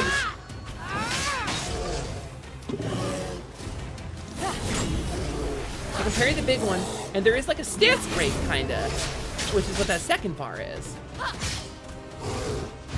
Oh, no! Come on! It didn't give me a chance to respond! I had that! I totally had that! That was cheap. That was cheap as hell. Having plunged into the abyss of Tartaros and living to tell Uh-huh. the day, Oh, are you unskippable? Phoenix emerged victorious. For now. Are you unskippable? With the wings, she would be There, able okay. to flit across the ancient bridge and find out. Okay, I got things to say about this heckin' bear here. Who knows where those have been? Many a night, Phoenix had told tales of a genius, an inventor named genius. Daedalus, and his extraordinary wings. Yep. Perhaps someone copied their design, Phoenix. A replica? So, Josh. Wait, that is gonna be a running gag, huh? That is actually gonna be a running gag in this. A replica of those famous wings? Wow, it's crazy they work with magic. Alright, bear. Round 2. Come here, we're locking on.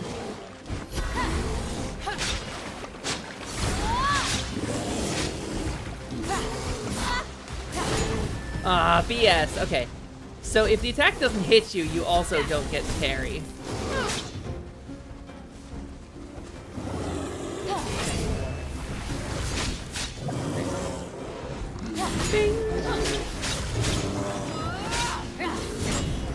Okay, parry timing is pretty forgiving in this. We're not talking Dark Souls here. Oh, he does have a tell for when he's gonna do that. He backs up a little bit. I gotta ask you a few questions, Mr. Bear. Thank you. Yeah, he backs up a little bit first.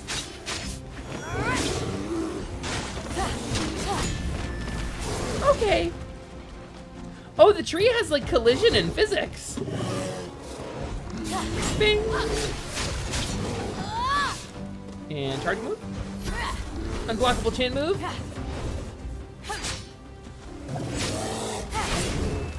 Ding. There we go. And bear defeated. Oh! Game! This game's winner is Phoenix. Da, da, da, da. You've died, but you can die by falling trees in this? Wow, wow, wow. Clickflink gets me. Locking on is important. Okay, why are the ruins gold? That's definitely gold, right?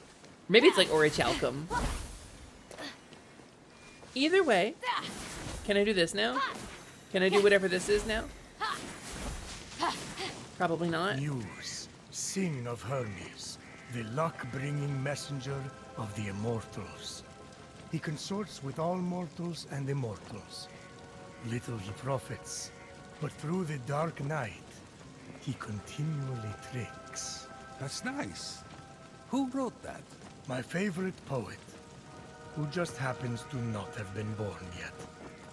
Huh. Still feels like I can't do whatever this is supposed to be. Oh!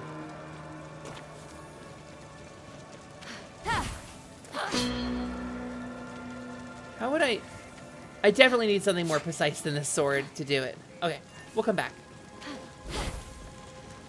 Okay. Or it's fool's gold. Yeah, pyrite. Give me some iron pyrite. The iron pyrites sail the 7 seas. Okay. Wait. Wait. Something here. What are you? Swim down. Oh! Sick. Sick. Oh, Phoenix Rising. Maybe she is just immortal, but then she gets cool demigod powers. I figure, like, you think about figures that have entered into mythology, right? Think about, like, the classic Greek mythology. A lot of this stuff was written by just, like, entertainers and writers. Mythical figures like Odysseus, right? Probably didn't actually exist. Maybe they did, but maybe they didn't.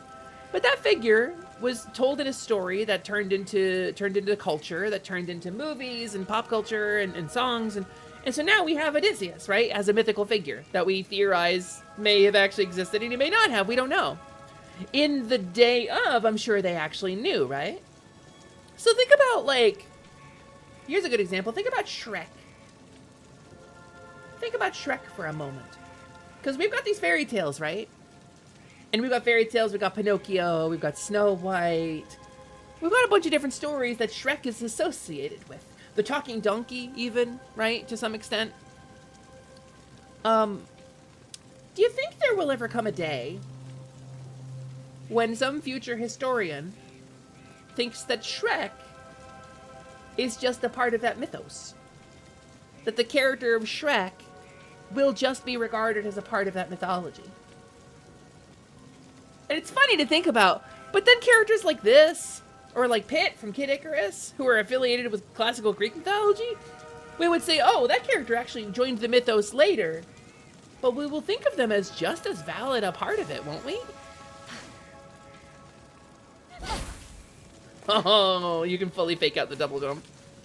Unlike the mortal flesh, which had been frozen into marble, the pomegranate sprung forth defiantly, bursting with life. A lot of poetry for something they just got to stick in their mouth. Oh! Isn't that what the best poetry Okay, you do get a sprint. Understood. In Pit's case, he's based off Icarus. They do call him Kid Icarus in the English version. Hi, thank you for the follow, new friend. Welcome to the workshop. Nice to have you. We're gonna wait a minute. We're gonna... Thank you for the follow. I appreciate it. Hi, Van. Hello. Welcome in. Van Blood. I hope you're having a good day. We're playing a little bit of Immortals Phoenix Rising today. And this girl kind of rules. She's very cool and very strong and very nice. Hope you're having a good one, Van. Oh, there's our helpless stranger. Hold on! I'm coming to help. Eventually. If only Lagiron was here.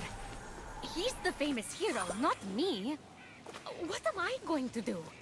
Put the fiends of Tartaros to sleep with storytelling? No, you're gonna kill them with your sword. You killed a bear, lady. Have some pride. Okay, can I...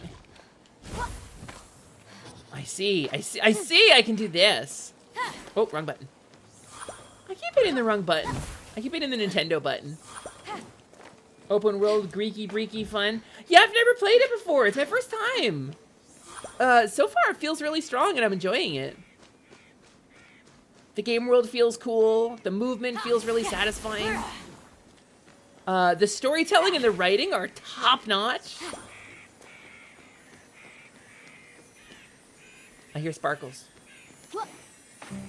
There's something in here. Something in this tower.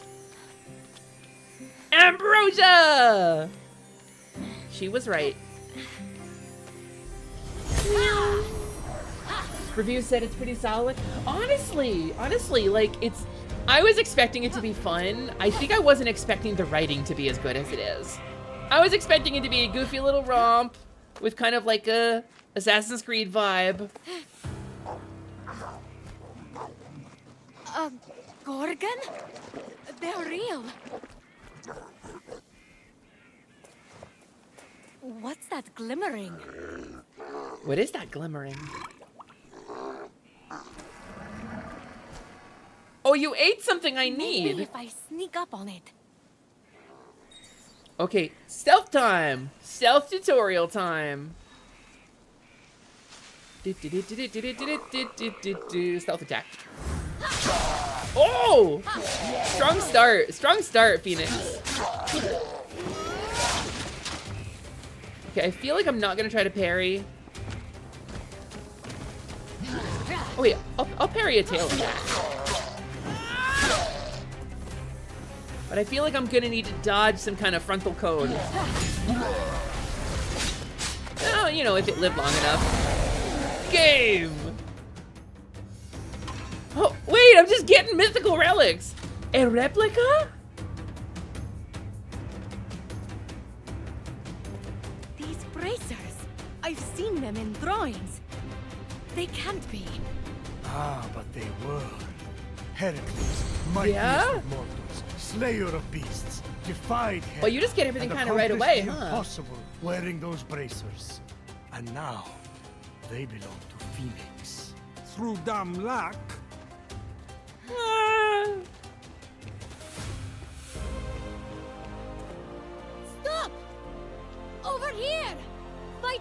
who's armed instead. Get it? Armed? Welcome to the sword show.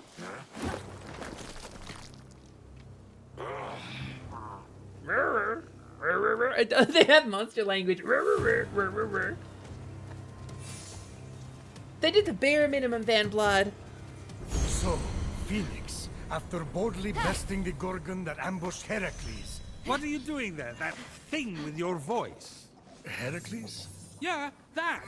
That is how it's supposed to be pronounced. Seems like a lot of work, but it's your funeral. Except I can't die. Don't remind me. By the gods! I feel like I could lift a mountain. Wait, okay, I'm actually super into this. Hades alive! You two, get a room! Okay. Gotta parry that. Okay. So it's a directional parry. You have to like be watchful in all directions and then push the stick in the right direction. But the parry does feel responsive. The things I liked about Zelda 2 are very much alive and well in this game, I think. It gives you enough information, the controls are very tight, and it feels good. It's just a fun mechanic. A fun, basic combat mechanic. Zeus would want to dead name someone? Oh, for sure, for sure. If you're any kind of ancient Greeaboo... Ancient Greeaboo! Excuse me? I'm not gonna have the stamina to climb this. And I don't know if Phoenix is canonically trans femme, but mine is. Because once again, I have a double jump. You're a total Greeaboo. I mean, I'm a Hellenistic pagan, technically. Does that count? Do. Tortle? The Tortle package over there. Okay. Jump. Ground pound. Oh, man, that feels good. Just the basic movement feels good. And I think that really counts for a lot. It's not obviously not the be-all and end-all of what makes a good game, but, like, there's enough polish on this that it really feels good to move around the world.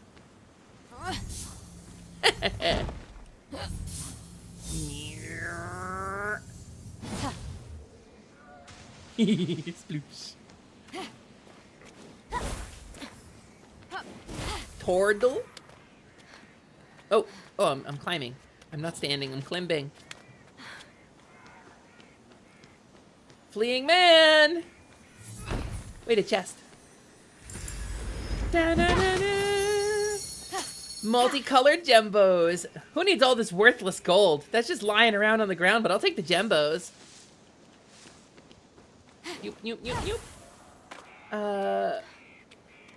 My stream has been a spiritual experience. Well, thank you, Captain Finicky. If you're... let me tell you something. You're drunk at a Taco Bell? You're drunk at a Taco Bell? Go ahead and grab one of those Cantina menu chicken tacos for me and eat it. And I will be grateful to you. Because I want to eat that and I can't because I'm not drunk in a Taco Bell. I'm sober on a Twitch stream. But if you're drunk in a Taco Bell, go get yourself a Cantina chicken taco. It's good shit. Can't move. Your cheeks are numb here after 3 hours. Yeah? Well, sorry to hear about it. Gembos. So where's this guy? Down here? Oh, just kidding. It's fun. Boop. Alright. I think hold left bumper and Y to pull object. What can I pull? Oh. I see. Cantina tacos are the best name for a Taco Bell menu item, and they are very good. Oh, left bumper, pull item. So this implies that Heracles' strength is not from physical strength, but like from like magic lasers. If he fell into that vault, I'll save you! I promise! If he fell into that vault, I also will have to fall into that vault. Whee! What would you call being half god? I guess magic lasers is what it would So be. let me get this straight. Instead of heating up the Temple of Apollo to speak with the Oracle, Phoenix is hightailing it after this stranger? Phoenix, truly a good person, sought to help the mysterious stranger. But she never lost sight of the fact that she was getting ever closer to the Temple of Her Apollo. animations, she always seems like a little out of her depth. A terrible curse inflicted upon her brother and fellow Like, she soldiers. doesn't look Oh, cool. yes. Remind me to erase my own faults with narration. Zeus, truly a good person, murdered his first wife by getting her to turn into a fly and then ate her. And then he bought the company that makes electric cars, and then the social media website. He's a truly good person. Oops. Oh! Zeus, you douche. What is this? What is this? Needs to be heavier? This one is light. Okay, so we need to do whatever this is. Oh! Okay. It was... What buttons was it? It was left bumper and... Oh, there it is. And then we'll do a drop. Boop. So I can't pull this. Oh, I can push it though. I can push. Puzzle solved. Ha! Truly, I have a dizzying intellect.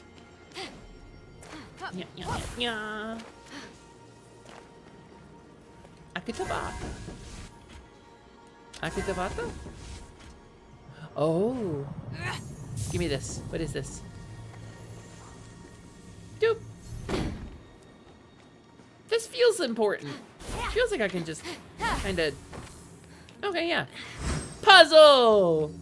Truly a staggeringly difficult puzzle. This is like Kratos puzzles where you gotta throw the axe at the thing. Give me this. And give me this. And then we're gonna do one of these. Wait. What button was dashing? This button.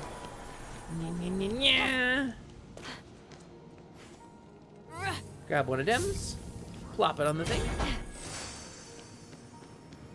And then, this button. Yeah, don't need your platform nonsense. Oh, it's too far away.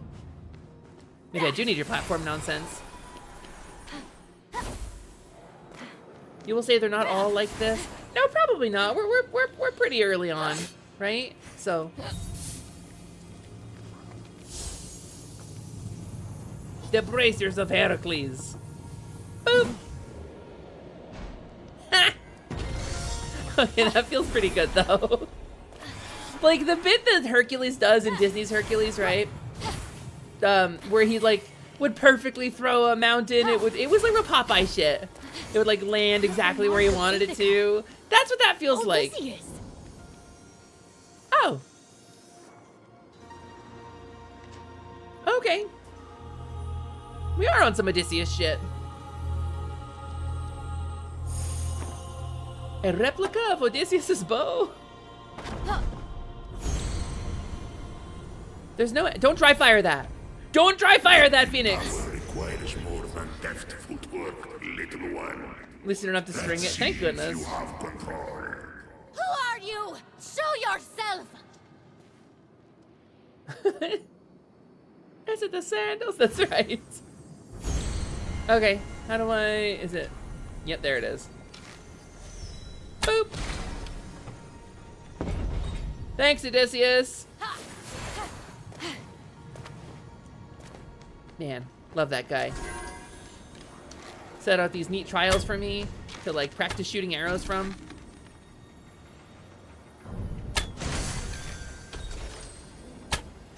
Oh, some of them are locked. Easy enough to hit, but the third would require the focus of a master archer.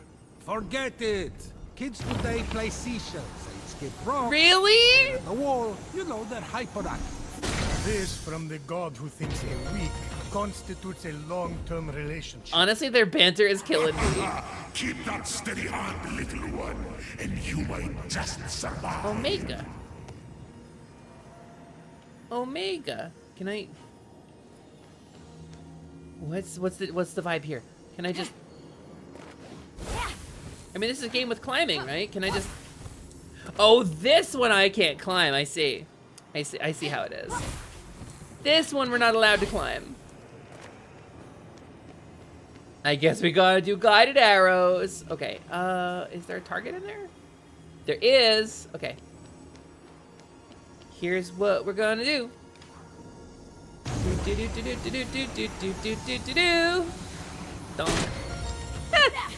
That's kind of cool. It really does sort of have a Zelda vibe. Wait, really? Hold on, there's so much personality to this. Did you see when she did a little drum on the chest? Holy crap, I love this. You're back from stinky workland? Well, take a shower, you stinky working ball. Jeez. Musky bastard. Okay, we're gonna pop this. And then that breaks it into workable chunks. Boop, boop, boop, boop. Really, I shouldn't make fun of Van. As a drum, BTW. Huh? Huh? Huh? Oh, you do function as a drum, it's true.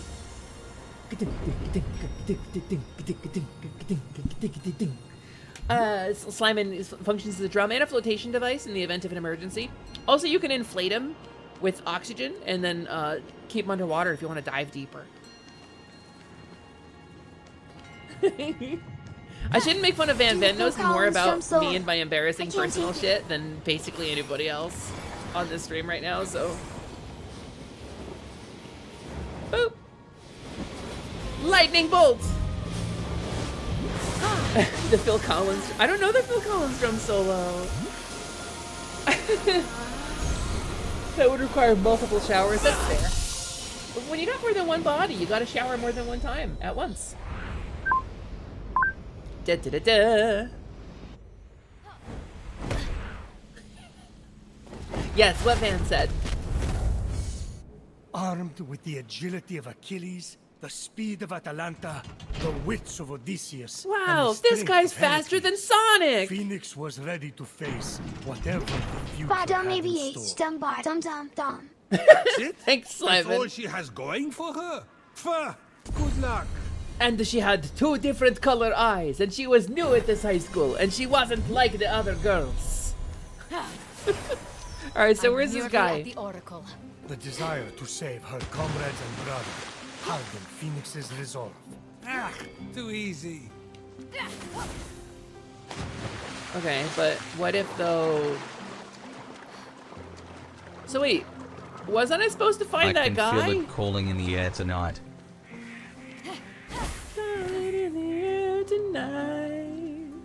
There was a guy that I was supposed to track to the Turtle Island, right? Wasn't there like a whole guy? Right, wasn't that like the plot of this? Total. It's Total. That's correct. It isn't fast, it just requires multiple strong men to hit the drum with every ounce of muscle in their bodies because it goes so hard. I see. It's probably not something I could play on stream without getting content struck, so. Well, this is what happens when you let the gods take over, huh? Are you a harpy? Ma'am? We're gonna... Oh, I see. Are you a harpy? Excuse me, are you a harpy? Excuse me, excuse me. Dummy. I got more than one of these. I'll do it again. Yeah, just keep flying there.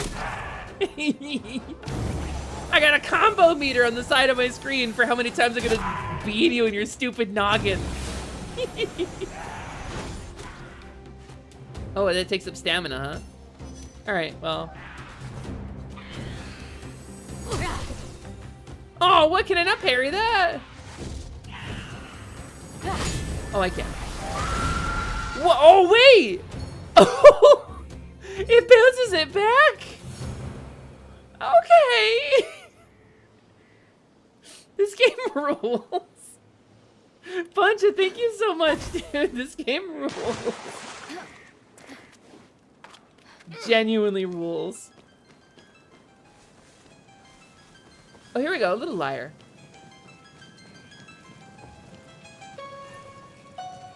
Oh.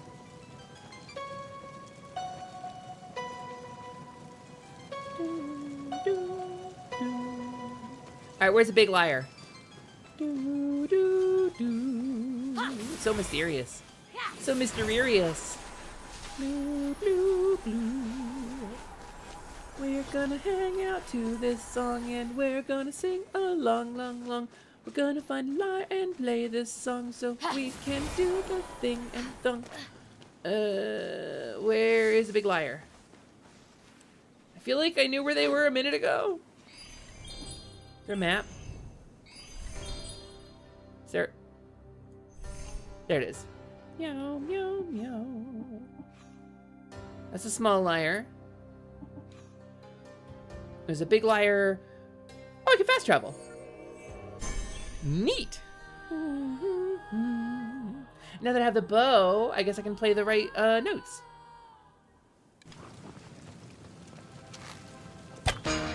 No.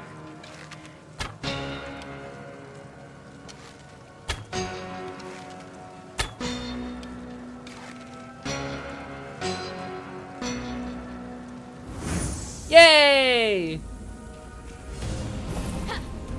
Oh, it's Gale! From Waterdeep. Coins of Charon. Wait, I just got 2? Did I just rob a corpse? Bearing Charon's mark. Typhon stole those 2? Charon was saving up for a bridge! Okay, that's very funny.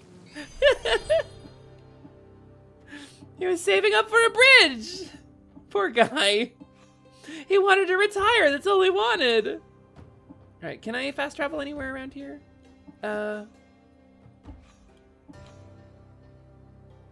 Oh, people take screenshots and like share them?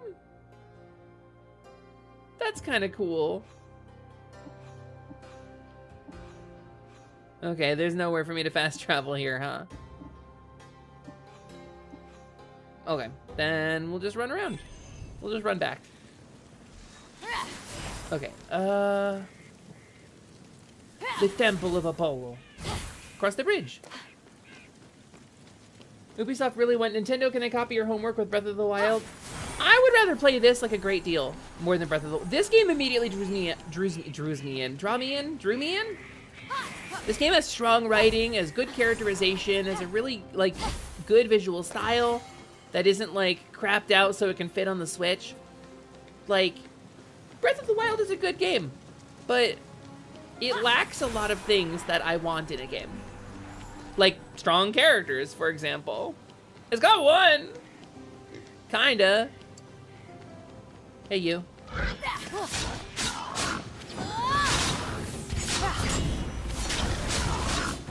I'm digging a game with a parry system, too. Not gonna lie to you. Really digging a game with a parry system. You'll point out this has interactive music, too. That's true! Well, Breath of the Wild doesn't really... Okay, hot take, game! There you go, Smash Brothers off. Hot take, gamers. Breath of the Wild doesn't have a soundtrack. Breath of the Wild has a couple of interactive music stings and a couple of nostalgic musical loops that it uses at various locations in the game. It has one song, which plays during the Hyrule Castle assault at the final part of the game. It has great ambiance. It's great vibes, but it doesn't have a soundtrack. That's not a soundtrack. That's not an OST. That's not. Those aren't songs. And I'm not saying a game shouldn't like ever do things differently or like shouldn't, you know, try to break the mold a little bit. But like, I don't know. I feel that's just not what I wanted out of it. You know, it feels like they did a really cool thing and they could have done a really cool thing with a new franchise. They could have launched something new with that. I feel like there's. No? Okay. Oh, there is a thing here. Hold on. What's the situation here? Are the statues off their pedestals? Do you need to be on a plinth? Is that kind of the situation? Wait. What if I... Oh, it's gonna be tough. I can't see. It's gonna be tough. Yeah. Oh, yay! Perfect throw, unassisted by the game's physics engine.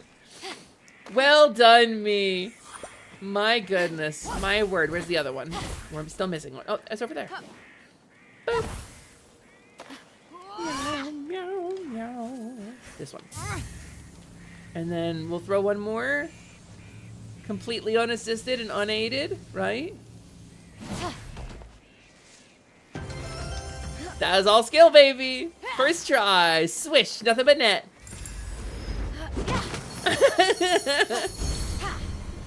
Tears of the Kingdom actually having music was such a nice change of pace. I firmly agree, Nino. Tears of the Kingdom got me. Breath of the Wild, I watched the ending on YouTube. Tears of the Kingdom, I played all the way through myself. And Tears of the Kingdom gave me some good grinding to do. Like sitting underground and grinding up the stupid batteries for the stupid... God, I spent so much time grinding those stupid wisps in the stupid underground to max out my stupid battery. And you know what I did with it? I didn't build anything cool. I built the jet bike and cheated my way through the rest of the game. Hi. Hi, what are you doing? You taking a nappy nap? You take a... Hey there, buddy. He's having him a heckin' snoozer.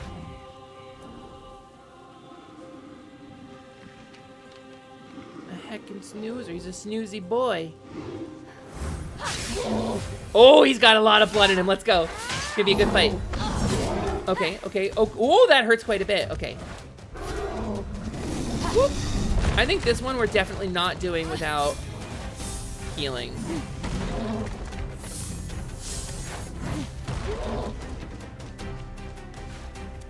Okay, okay. You can do it too. Can I parry this? Can I catch this? Okay. I think I messed up the timing on that. Wait, I love it. I don't like that it unlocks me. Hey, you. I like his football player pose.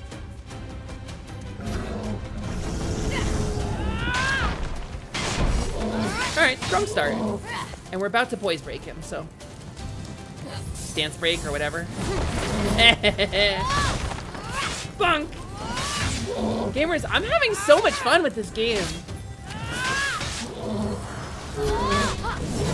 Hey, Van, is this what it's like? Do you know this guy, Van? Van, is this a friend of yours? Sorry I parried your friend. Sorry I embarrassed your friend in ancient Greece.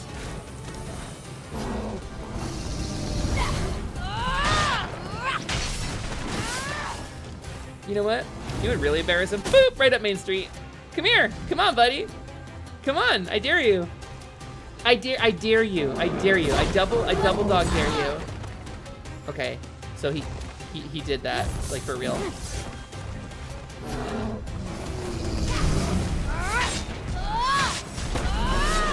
Okay, so he hits the wall.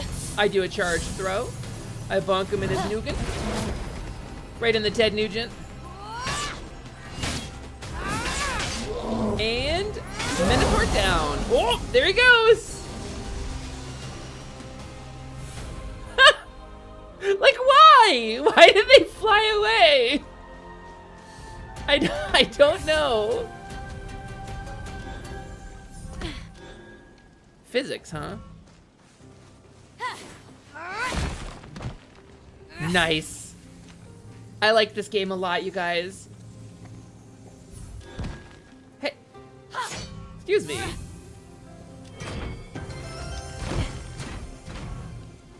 Wait, did that not open the thing? Oh, what? Oh, I need more stuff. I need more stuff. What about this? This is pretty flat. Flat bottom rocks, you make my rockin' world go around. Physics! Get it before it breaks.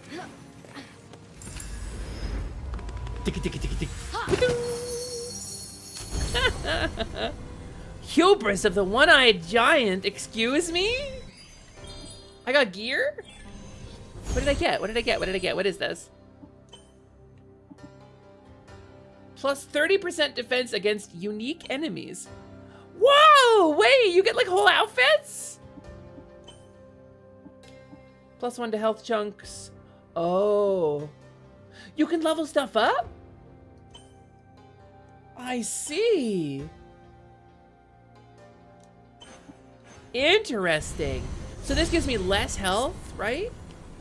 But bonuses against unique targets. I can't miss. This is really cool. Ah, my hubris. That's correct. Oh yeah, Slutmog, 100%. We're Slutmogging. Look at me. I'm just cosplaying Sylvanas here. A Sylvanas Windrunner. Portable. Hello, Bruno guy. Welcome in. Nice to see you. We're playing a little bit of Immortals Phoenix Rising here today. And you know what? I was just gonna zip through to the next part. I wasn't gonna spend a lot of time grinding stuff. Look at your other gear options too. Oh god. Wait, hold on. I will in a sec. I got into a fight. Ow!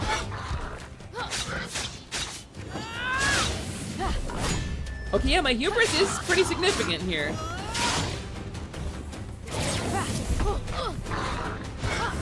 Whoa, okay.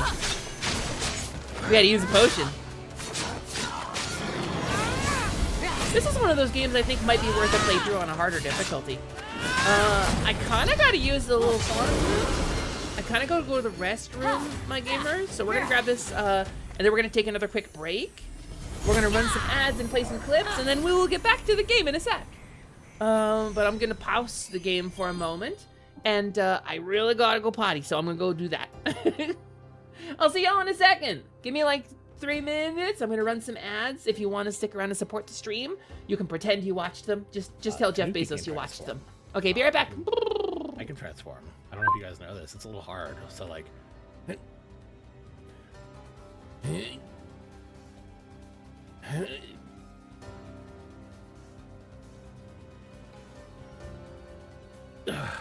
I'm a dog now. Or like. Now I'm an anime schoolgirl, like, or you know, like, hey, how's it going? Doesn't always work right.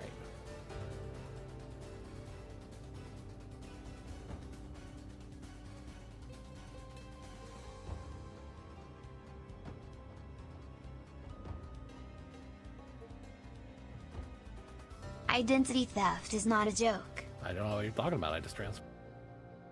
Let's jump it. Ha ba ba ba ba ba. And then this one. Nope.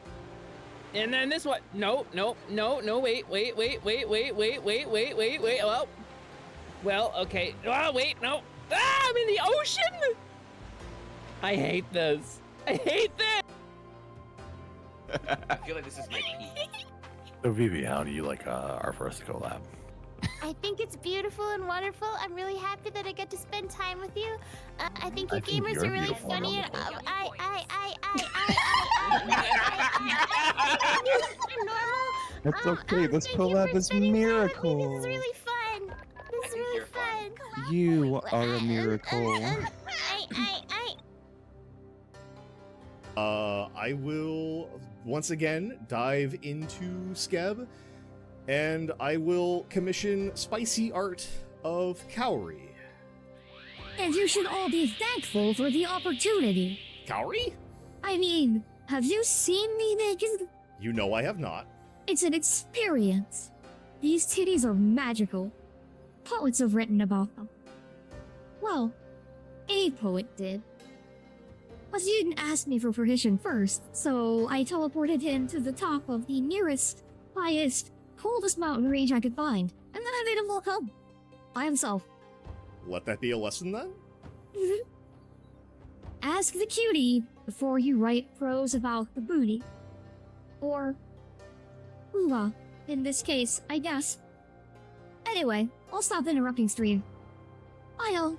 Later, Cowrie.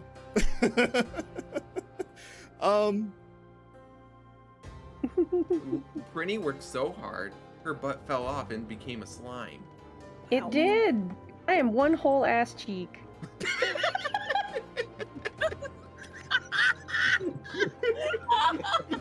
Well, If that's you know not worth what? clipping, I don't know what An is. entire piece of cake.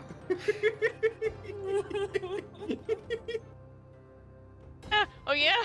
What? Oh yeah. Oh shit! Oh no! Oh no! Hey gamers, I'm back. I have returned. I have arrived. And I love my friends a ton. Oh, hello, my love. My wife just got home from work. Hey, LND. Yes. Hey, my love. Hey, my love. We have food that we have cooked. We made some chili yesterday. But what are the odds you want to go get like a burger today? You would love to go get a burger? I would love to get a burger too. I was wondering when my wife was getting home, I wasn't sure what their timing was going to be like, gamers. I think, I apologize for doing an ad break right at the end, but I think I might wrap so that we can go get burger. Because all I've had today is a bowl of white ramen, and while that is good, it's not like a ton of food, and I'm actually very hungry. Make sure to save. Yeah, no, thank you, Boncha. I definitely was just on top of that. But gamers, I want to put this on the table. This game is really fun, and I think I want to play more of this. This is that game I was telling you about that I thought you might like. This is that Greek myth inspired like fantasy adventure. This game genuinely kind of. Do you want to see like a fight? Ooh, yeah. All right, I'm gonna show LMD a fight before we go. Let's For those of you who don't know, I have an unabating love of Greek mythology. Let's do one of these. So I got a bunch of power-ups already. Oh. Yup. The writing in this is surprisingly snappy. I did not expect the writing to be this good. What are you guys doing? Are you guys up to something, or are you... Okay. Bing! Okay, wait, I gotta... Wait, I'm hearing... Wait, is this like a... This is like an Olympic field. Look at that double parry! Look at that! Oh, I ended up on his head. Bunk. I fought a Minotaur a minute ago. Wait. Bap. Okay, there we go. I'm going a little parry happy. But there's a lot of ways to approach the game. And there's some stuff that may be familiar from Assassin's Creed. Because it's an Ubisoft game, right? I'm appreciating this, like... going on. It's somewhere... Navigation challenge failed. So what?